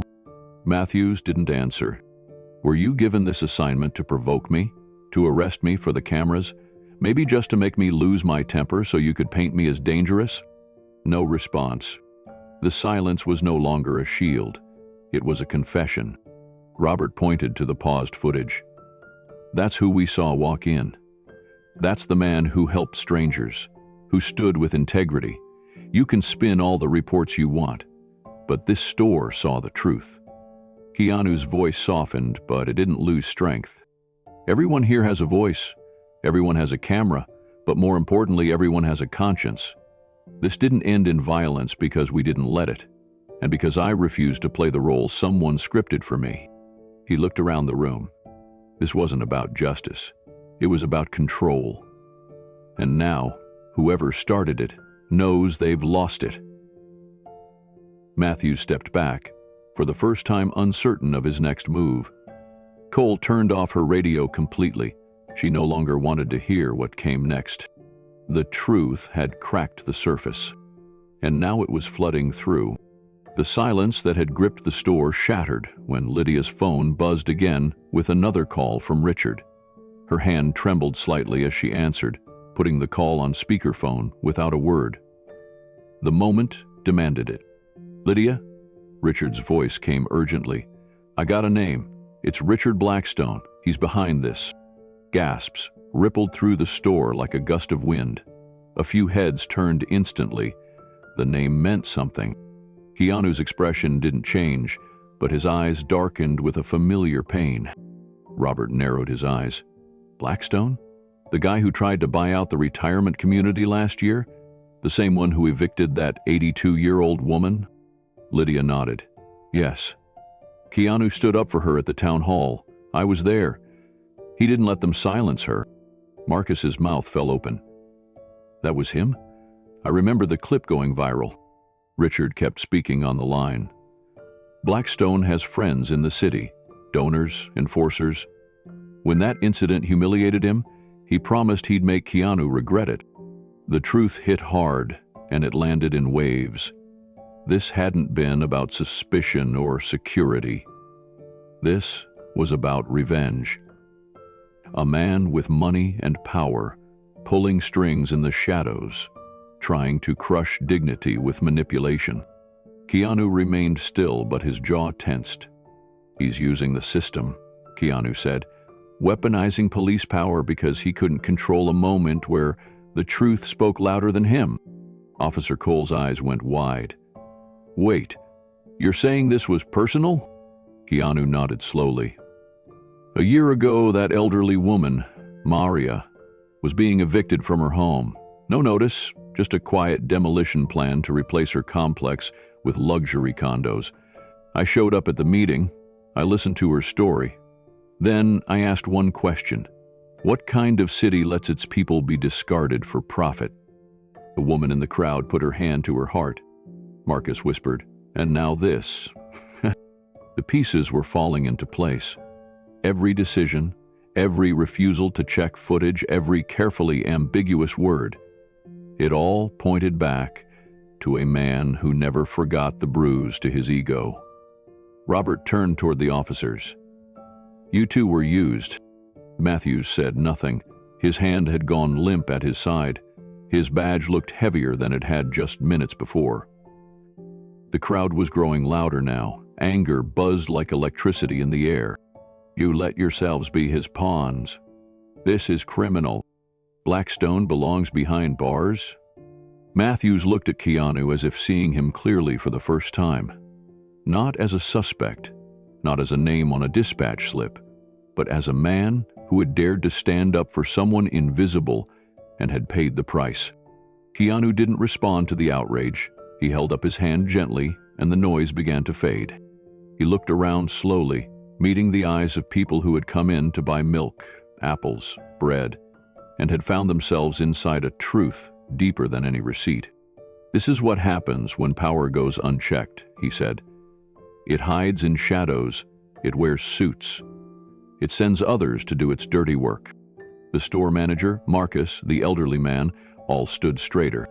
Keanu wasn't angry. He was ready. Keanu's voice remained steady, but there was an unmistakable undercurrent of resolve. Richard Blackstone didn't just want revenge. He wanted silence. He wanted to make an example of someone who reminded him that money doesn't equal righteousness. The crowd responded not with applause, but with nods, murmurs, and eyes wide, with a shared realization. What had started as confusion had become clarity. What had begun as whispers had grown into undeniable truth. A woman stepped forward from the back. Her name was Elise, a teacher in her 30s. She spoke loud enough for everyone to hear. My brother was fired from one of Blackstone's construction firms last year for speaking out about safety violations. They buried the whole thing. I didn't know he'd go this far. The store now felt less like a grocery and more like a courtroom. Each story, each memory built a case against the man whose name had just been revealed. Richard Blackstone wasn't just powerful. He was reckless with that power. Officer Cole turned to Matthews. Her voice was no longer filled with the firm authority of law, but with the shaky reckoning of someone beginning to see the cost of blind compliance. "We were sent in without real evidence," she said. "We never even verified the report. We acted on a name." Matthews didn't answer. He looked ashamed. Keanu turned back to the crowd, but his gaze briefly rested on Marcus and Robert. "I didn't come here to fight," he said. "I came to buy soup ingredients. For my sister. She's fighting leukemia. I just wanted to cook something warm for her, something real." The weight of those words settled over the room like a blanket. He looked at Matthews again. "You chose to believe I was guilty because someone powerful told you to think that way. That's not justice, that's control." A silence fell. One of reflection, one of discomfort. Then a new sound pierced it. Phones buzzed again. A breaking news alert appeared across screens almost simultaneously. Whistleblower leaks documents linking Blackstone to LAPD communications. Investigation underway. The store erupted. People began calling friends, reposting the livestream, adding hashtags like "Justice for Keanu" and "Expose Blackstone." What once had been a private moment of injustice was now a viral movement, fueled by outrage and truth. Matthews looked down. Then, finally, he took a small step forward. "I didn't know the whole story," he said, "but I should have asked more questions." He reached behind him and removed his badge. He didn't hand it to anyone. He simply held it out, staring at it, realizing what it meant now that the blindfold had been lifted. "I'll report myself," he said. "I can't fix what happened, but I can stop making it worse." Cole looked down, then slowly followed suit. She reached for her radio and handed it to Robert behind the counter. "I'll cooperate. With everything." Keanu nodded, not with triumph, but with quiet affirmation. Justice wasn't about vengeance. It was about truth-finding, daylight. And in that moment, it had. Robert stepped behind the checkout counter, his fingers moving with quiet purpose. He reached beneath the drawer, unlocked a small gray cabinet, and pulled out a modest black laptop. The room hushed again. Not with fear this time, but anticipation. It was time to let the truth speak for itself. He opened the screen, typed in a few commands, and loaded the security feed. The images were crystal clear, 4 different camera angles capturing every part of the store. "Let's rewind," Robert said, his voice clear, "to when Mr. Reeves walked in." The crowd leaned forward. Phones were still recording, faces still watching, hearts waiting. The footage showed Keanu entering the store quietly, almost unnoticed. He didn't rush, he didn't demand. He paused near the entrance, glanced at a small notepad in his hand, and took a slow breath. "There," Marcus said, "he always does that." Grounding himself. Camera 2 showed the first encounter, Keanu helping the struggling mother pick up apples from the floor. No hesitation, no performative flair, just simple kindness offered with care. The playback moved forward. Next, it showed Keanu waiting patiently in the tea aisle while an elderly woman blocked the shelf. He never interrupted her. He simply waited, hands behind his back, head bowed in quiet patience. Camera 3, near the register, captured the moment when another shopper's card declined. Keanu stepped forward, spoke softly to the cashier, and discreetly covered the bill. The woman's eyes widened with gratitude. There was no fanfare, no announcement. He simply smiled and moved on. "That's who you accused," Robert said, glancing at Cole and Matthews. They remained still. Cole's arms were crossed tightly now, her face pale, lips tight. She blinked rapidly, as if trying to force the images out of her mind. But there was no room left for denial. Matthews looked at the floor, his jaw locked. One of his hands was still resting near the handcuffs clipped to his belt. The metal glinted under the store lights, but now it looked like a relic of a mistake too loud to ignore. Robert fast-forwarded to the final aisle footage. It showed Keanu quietly comparing 2 brands of broth, then taking a call from someone, presumably Kim, based on what they'd heard earlier. His tone was soft, caring, Even through the silent footage, you could read the concern in his face. Then came the moment officers entered the store. Camera 4 showed them spotting Keanu, walking toward him with forceful strides. The sound wasn't captured, but the image was clear. Keanu wasn't approaching anyone. He wasn't making contact with women or following anyone.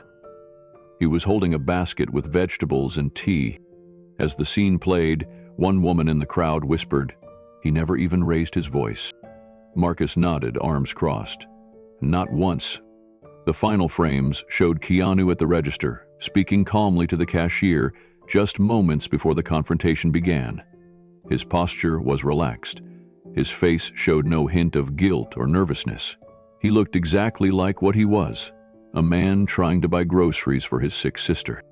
Robert paused the footage, then turned the laptop toward the crowd. This is the truth. For a moment, there was only silence. Then, from the back of the store, someone clapped.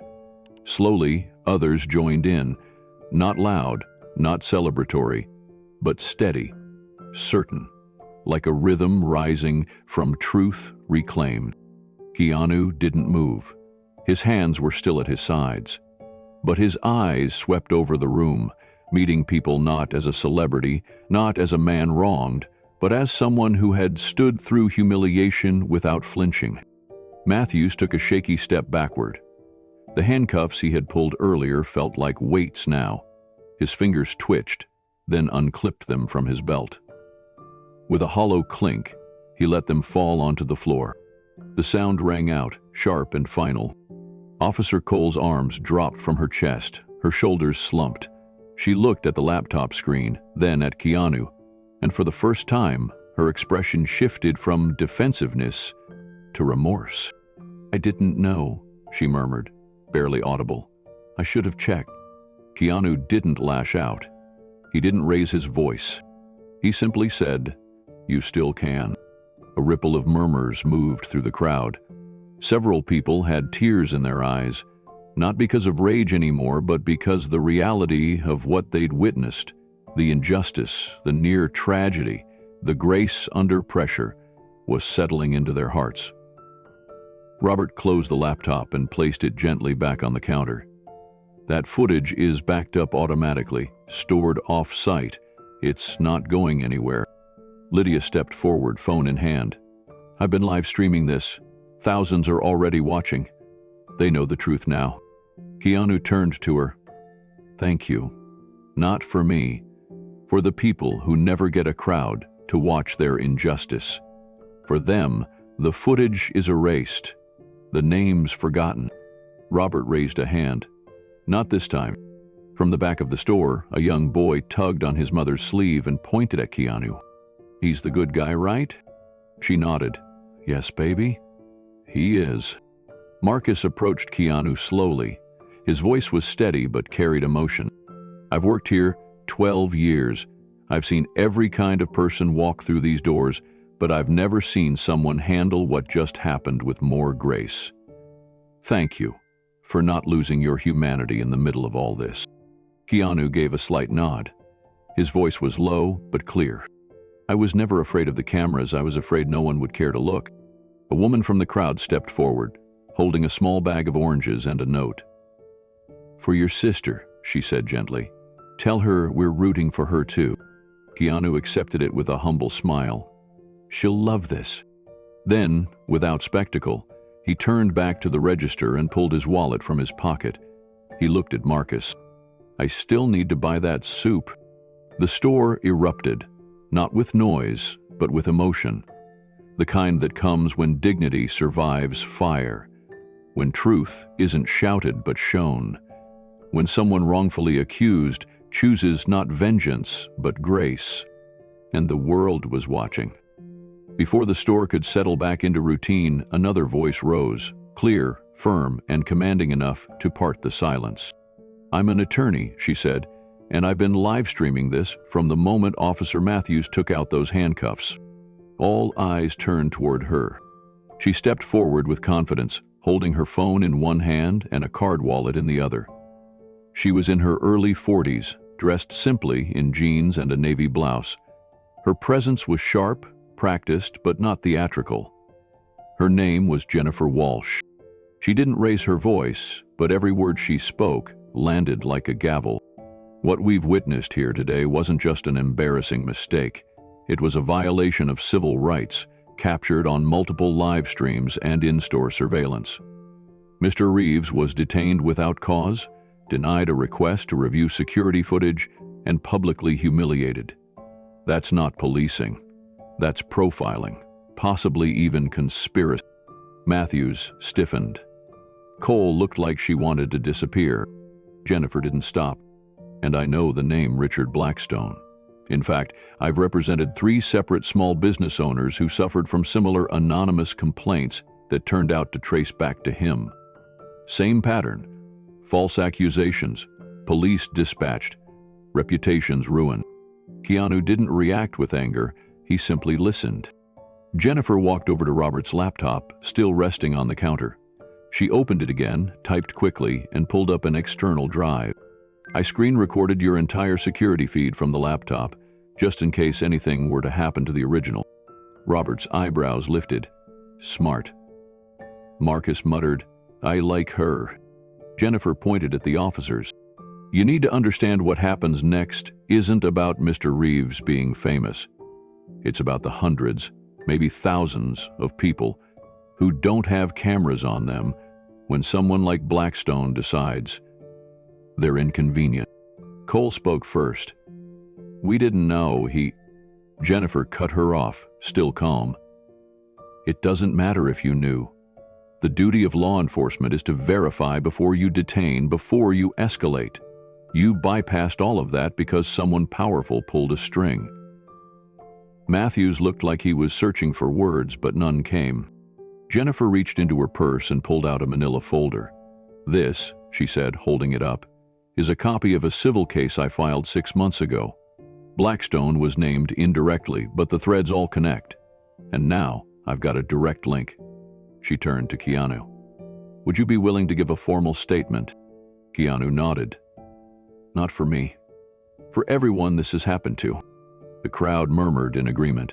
Several people had already begun recording again, not because of chaos, but because something powerful was happening.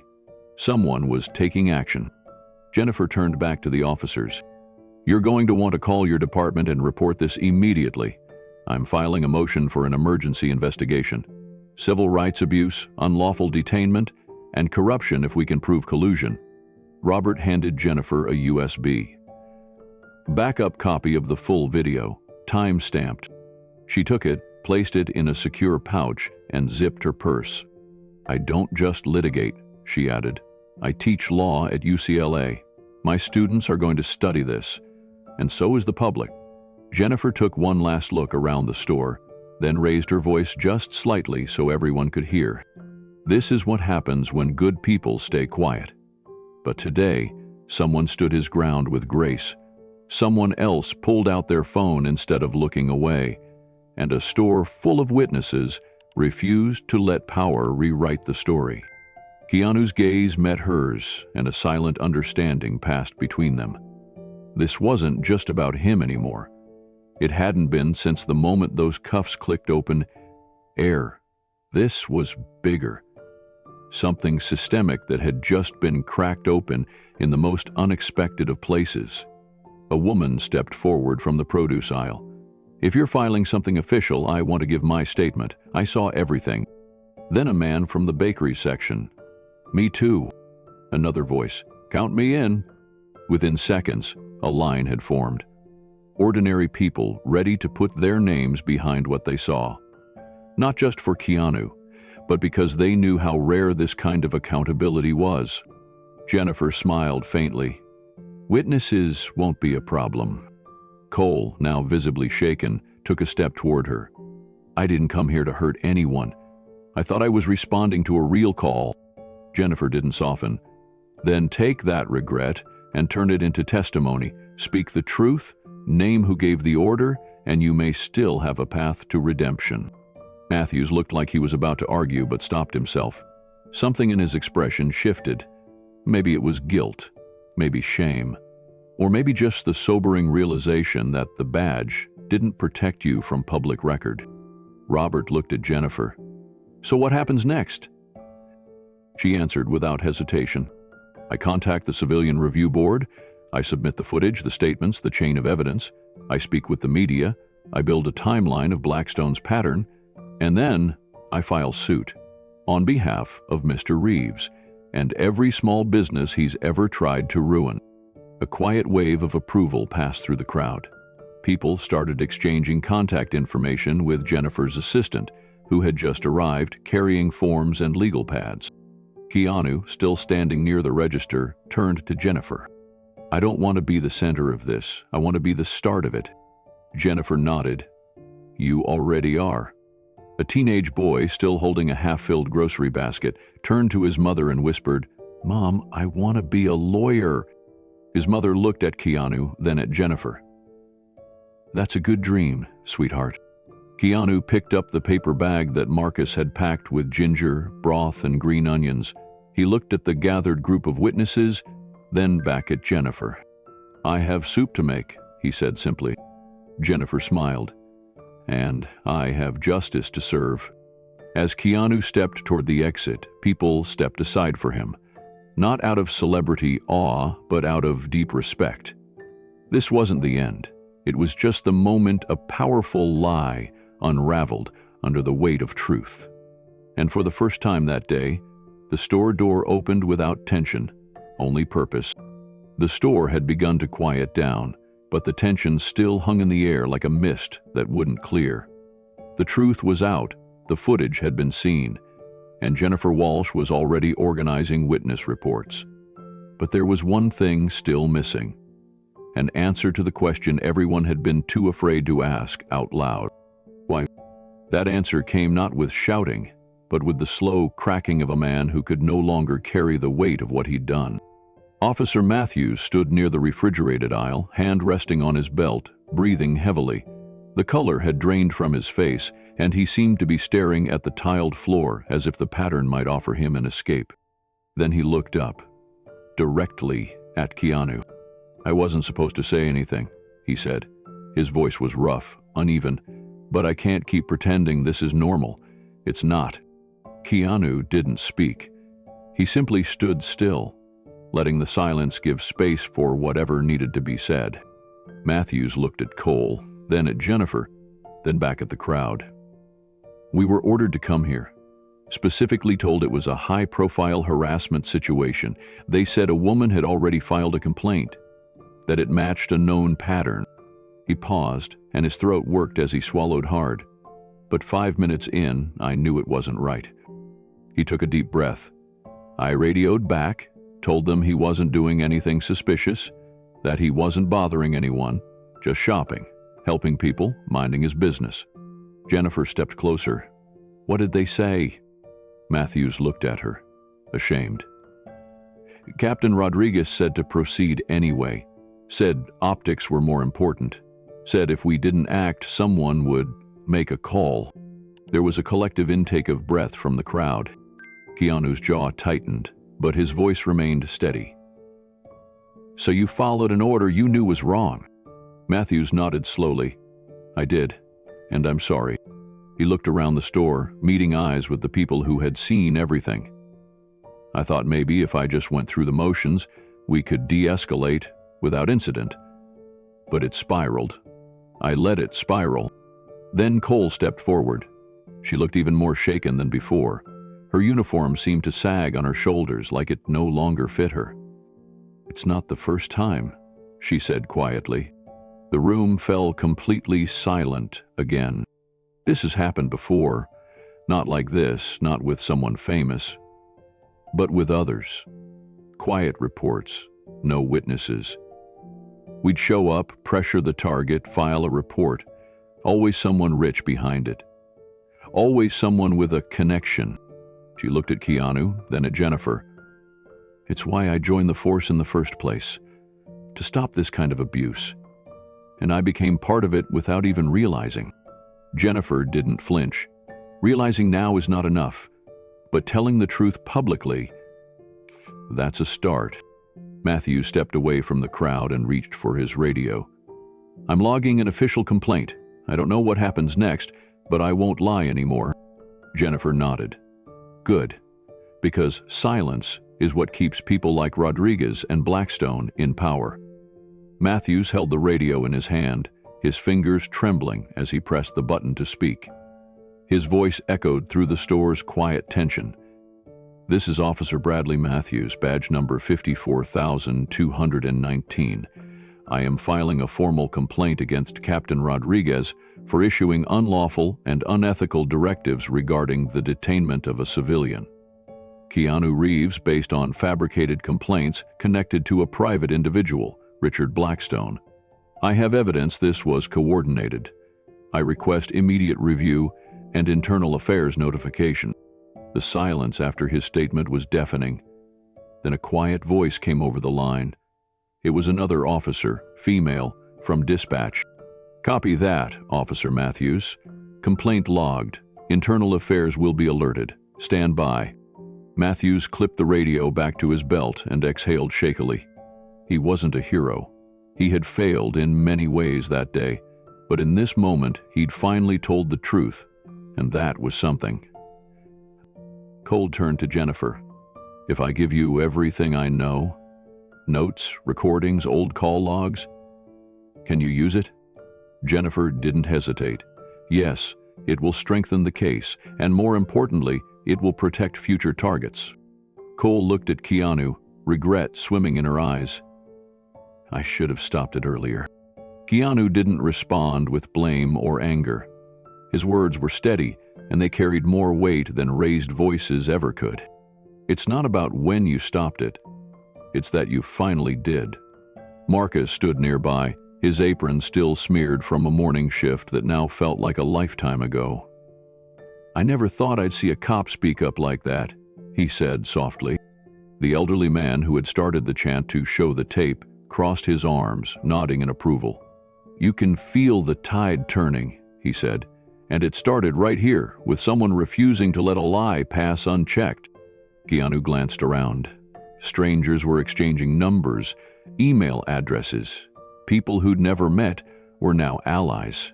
And behind them all, the quiet hum of the security system buzzed over the store speakers. Its footage no longer a secret, but a record of truth. Jennifer looked at the crowd. "This case will go beyond Blackstone. It's about every person who's ever been silenced, intimidated, or erased by someone more powerful. This is a warning to every Rodriguez in every city. You don't get to use the badge to carry out vendettas." Matthews nodded. "I'll testify. Against him. Against the entire pattern. If I have to." Cole nodded too.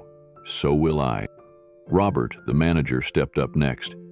"Then I'll keep the security footage backed up and ready. I'll sign whatever documents you need. This store won't hide the truth." Keanu slowly looked down at the bag of groceries still at his feet. The ginger, the broth, the ingredients he'd picked out for his sister's soup. It felt almost surreal now, like a memory from another day. But it wasn't. It was still Saturday afternoon, still Beverly Hills, and still his turn to make something healing from something broken. He turned to Jennifer. "Let me know what you need from me." Her voice softened. "Just keep being who you are. That's more powerful than anything I could file." As the group slowly began to clear, Keanu remained still for a moment longer. He looked toward the door, then back at Matthews. "Captain Rodriguez won't be the last." Matthews lowered his head. "But he'll be the first to fall." Keanu nodded once, and then, quietly, he walked out into the daylight. Keanu stood still just beyond the checkout lanes, his hands at his sides, his eyes calm but resolute. The store had fallen into a hush again. The storm was not over, but something had shifted. The fear that once held the air tight was loosening. The power dynamics had tilted. Now came the hard part. What came after the truth was exposed? He looked at both Matthews and Cole with the weight of everything that had happened pressed behind his gaze. "You were victims too," Keanu said gently, "but that doesn't excuse what you chose to do." Matthews nodded slowly, as if he'd expected nothing less than that kind of direct honesty. You're right. No excuse in the world makes it okay to put cuffs on someone we know is innocent. Jennifer Walsh, still standing close by with her phone in hand, gave the officers a measured glance. The only thing that matters now is what you do next. Cole straightened, her voice steadier than it had been. We'll testify. We'll hand over everything we have. Keanu raised an eyebrow. Everything? Yes, she said. Old reports, internal complaints that were buried, communications from Blackstone's legal team, Rodriguez's directives. There's a file on the department's server, coded language, case flags, everything. I've been keeping a backup. Matthews added, we'll both go on record. We'll make it public if we have to. Keanu nodded slowly, then looked around at the crowd that was still watching. You know how many people don't get a camera on them when this happens? He asked aloud. How many lives are ruined quietly, without anyone to film, anyone to speak up? The question didn't need an answer. Everyone in the store knew the truth of it. It wasn't just about him. It never was. I don't care about headlines, Keanu continued. This has to go somewhere deeper. Not just exposure, accountability, reform. Jennifer looked between the two officers. I'll arrange protection. You're blowing the whistle on an entire culture. That comes with risk. Matthews gave a small nod. I'm not scared anymore. What's worse than staying silent? Robert, the store manager, stepped forward now. His face was flushed, but not from fear. This time it was from pride. You changed everything today, he said, looking at Keanu. Most people would have folded under that pressure, or shouted, or fought back in anger. But you stood your ground with dignity. That's the kind of courage I want my kids to grow up watching. Keanu offered a humble smile. I didn't do it alone. You showed the footage. Marcus spoke up. That man asked the hard questions. Everyone in here helped stop something terrible. From behind the counter, Marcus called out, Nah, man, you were the reason we didn't give up. People clapped, not wildly, but with sincerity. It wasn't celebration, it was recognition. Matthews stepped beside Cole and looked Keanu in the eye. We'll start the process today. Internal Affairs will have our full statements. No more looking away. Keanu turned his attention back to the small crowd that had grown steadily more vocal, more united. He could feel it now. Not just support, but shared purpose. Strangers who had entered the store that afternoon for groceries were now leaving with something much heavier. The truth had cracked open the ordinary, and something deeper had spilled out. Jennifer stepped forward again, holding out her business card to both officers. I'll have a secure folder sent to you by tonight. Document everything. Emails, call logs, badge reports, timestamps. The more airtight this is, the harder it'll be for anyone to spin it. Officer Cole took the card without hesitation. Matthews accepted it too, but then looked up at Keanu again. When I put the cuffs on you, I knew it was wrong, but I told myself I was just doing my job. That's the lie we're all trained to tell ourselves. It's not just Rodriguez or Blackstone, it's how the whole system works. Keanu nodded slowly, absorbing every word. Then maybe this is the moment it starts to change, one truth at a time. Robert stepped beside Marcus now, his arms crossed in solidarity. This store will provide every second of security footage, and if the department tries to bury it, we'll release it ourselves. The elderly man who had started the chant earlier raised his phone again. I've got 5 angles of this entire event, already sent to 2 media outlets. A woman near the produce section called out, Same here. Local news already pinged me back. They're requesting interviews. It was clear the story had grown far beyond the walls of the grocery store. It was out in the world now, carried by the people who had borne witness. There would be no scrubbing this clean. Marcus took a step closer to Keanu and extended a hand. You didn't owe us anything, man, but you stood up anyway. You made us believe again. Keanu shook his hand. The world doesn't get better unless we risk something. Today, it just happened to be my name on the line. Next time, it could be someone with less protection. Robert added, Not if we keep standing together like this." Jennifer looked around. "We're documenting every officer who stepped up, every manager who spoke out, every citizen who stayed to witness instead of walking away. That's how we build a record, and that record becomes justice." Keanu turned back to Matthews and Cole. "It's not easy to admit you were part of something broken, but what matters now is that you fix it. You tell the whole truth, and you never let silence win again." Cole's voice cracked slightly. "We won't." Matthews looked at the doorway, then back at Keanu. "You reminded me who I was supposed to be when I put this badge on." For a moment, everything was still. The store, the people, the noise, it all held its breath. Then Keanu offered a quiet smile and picked up his forgotten grocery bag from the floor. The same ginger and broth that had sparked this entire confrontation. The purpose hadn't changed. His sister was still waiting, still fighting, and now he had one more story to bring home. One that reminded him how even the smallest act, a grocery run, could ignite a revolution of conscience. Barack had gone to college. He tried so hard to fit in. And that was something worth carrying. Keanu turned toward the crowd and then to the phones still lifted high. The store was filled with voices, but they quieted as he stepped forward. His expression was calm, yet firm. His voice wasn't raised, but the clarity in his words silenced even the faintest whisper. "If you're still watching this," he began, "you've just seen what happens when power is unchecked and people forget their duty to the truth." Dozens of live streams captured the moment. Some were on Facebook, others on Instagram and TikTok. Thousands were watching in real time. And Keanu knew exactly what needed to be said. "This wasn't about a misunderstanding," he continued. "This wasn't confusion or a harmless mistake. This was a deliberate abuse of power." He paused, letting that land. "A man with wealth and influence decided to make a phone call," Keanu said, his eyes scanning the room.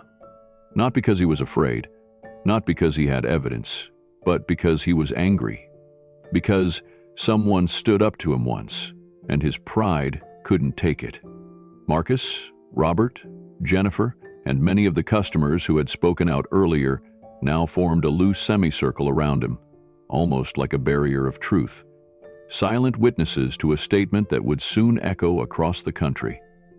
"This is the danger we live with," Keanu said, "when systems that are supposed to protect us are twisted into weapons, when badges become shields for corruption, when silence is rewarded and speaking out is punished." He turned slightly, facing the closest phone.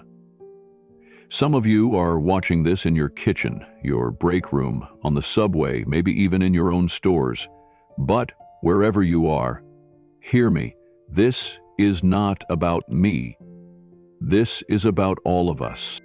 His voice stayed even, but the fire beneath it was unmistakable. Power without accountability is just organized cruelty. It's a machine that eats people one by one, while the rest of us keep our heads down and tell ourselves it'll never be our turn. He let that hang in the air. "I'm lucky. I have a name that protects me more than it should. Cameras that follow me when I don't want them to. But what if it had been Marcus? Or that elderly man? Or a young mother shopping with her child?" There was a flicker of a nod from a woman near the bread aisle. She held her daughter's hand tighter.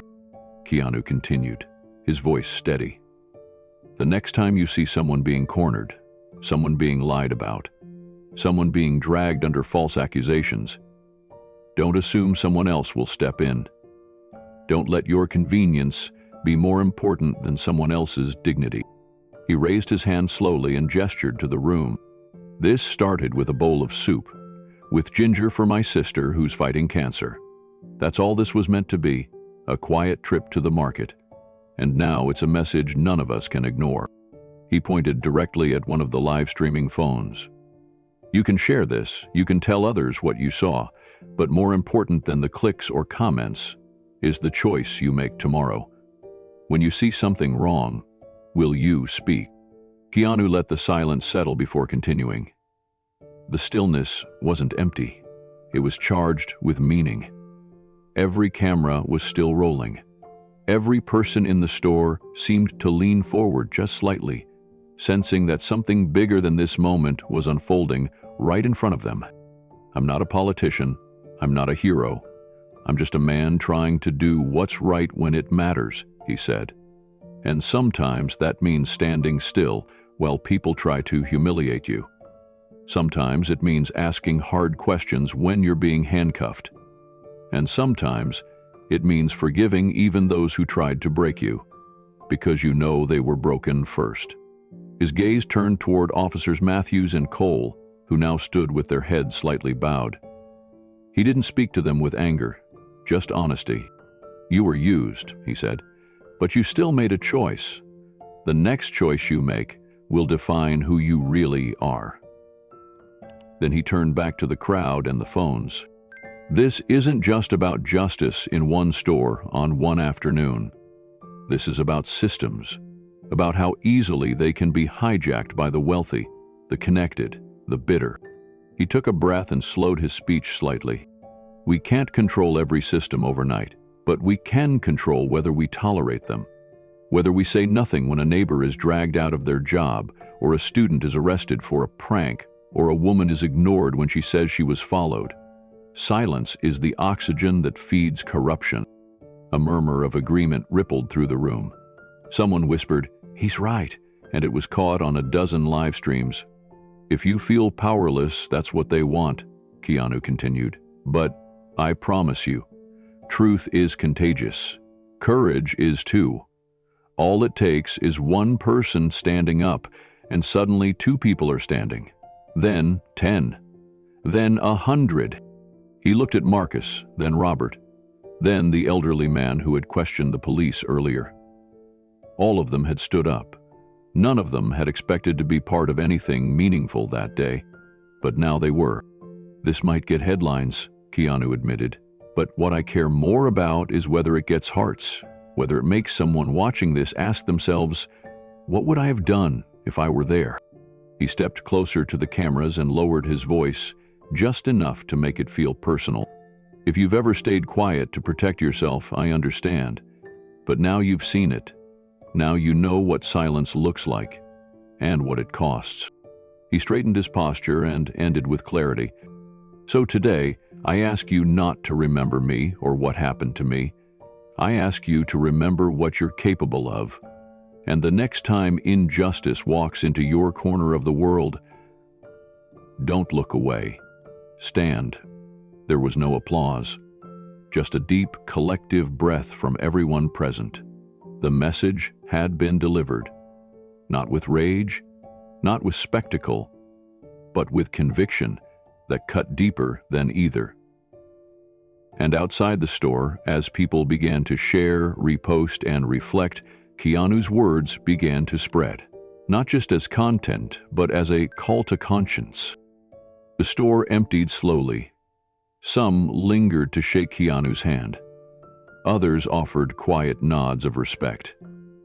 But the most surprising moment came when Officer Matthews stepped away from the bakery aisle, pulled out his phone, and made a call. His voice low but steady. "Yes," he said.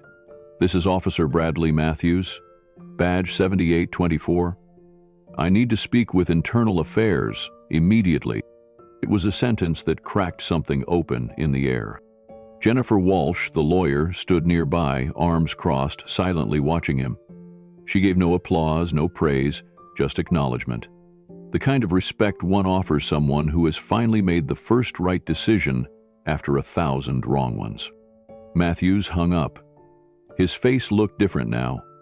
Not relieved, but honest.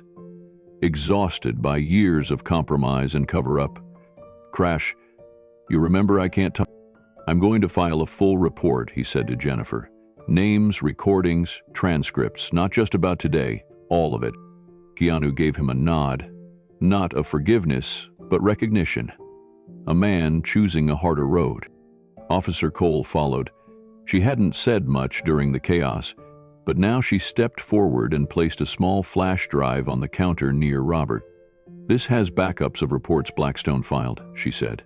"False accusations, retaliation tactics. It goes back years." Robert took it with both hands, as if he were holding something fragile and important. Cole added, "I stayed quiet too long." Nobody responded with cheers. There was no need. What mattered was action, not applause. By that evening, the story had already gone viral. Not because Keanu Reeves was famous, but because the world had seen something it rarely gets to see in full. Power misused, challenged, and defeated, all in real time. Videos flooded social media. Headlines flashed across every news ticker. Doctor, detained without cause, speaks truth to power. Security footage clears Keanu Reeves, sparks outrage. Oh. Corruption exposed, from handcuffs to whistleblowers. Within hours, investigators showed up at the Beverly Hills precinct. Internal Affairs began pulling case files involving Blackstone. Requests for body cam footage were filed. Matthews willingly provided a written statement that included conversations with Captain Rodriguez. Conversations he'd secretly recorded over months. Unsure until now of what to do with them. Meanwhile, Jennifer Walsh coordinated with civil rights attorneys and journalists. What began as a humiliating takedown attempt had become a national reckoning. But none of that was on Keanu's mind when he finally arrived home. The sun was low now. The sky burned orange and lavender as he carried his grocery bags up the front steps.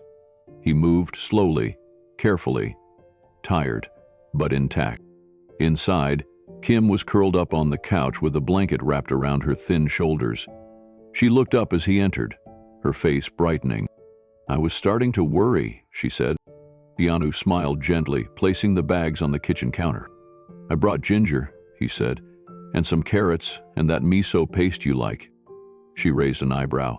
"Did you walk through a war zone to get it?" He paused, chuckled softly, and said, "Something like that." She didn't ask more.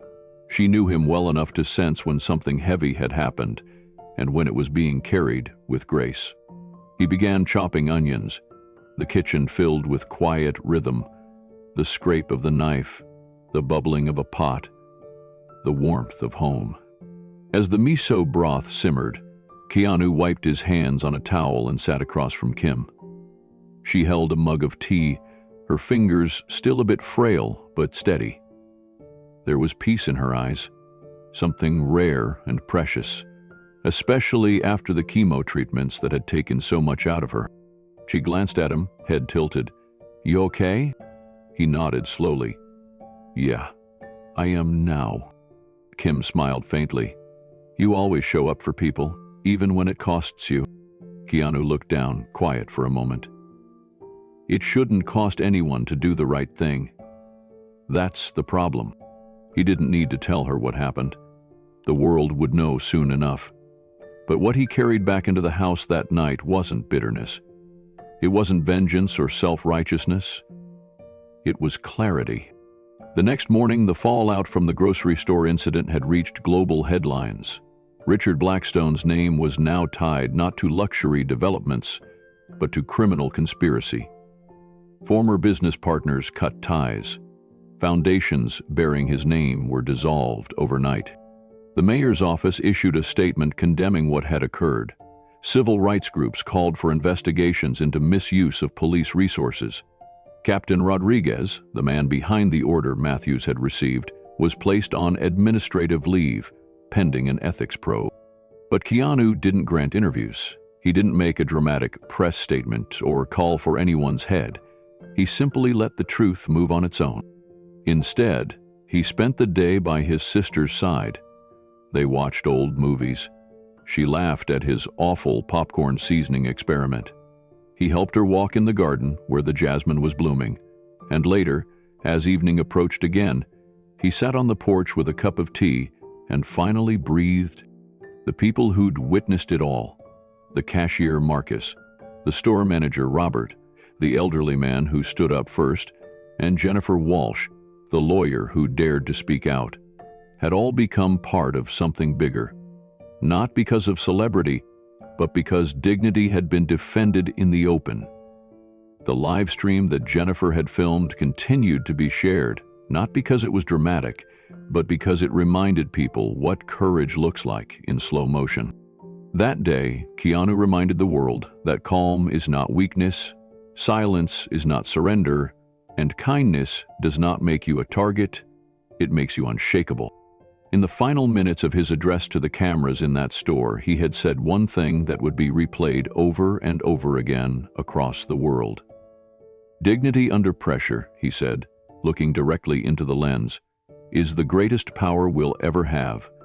The system won't always protect you, but your soul, your conscience, that's untouchable.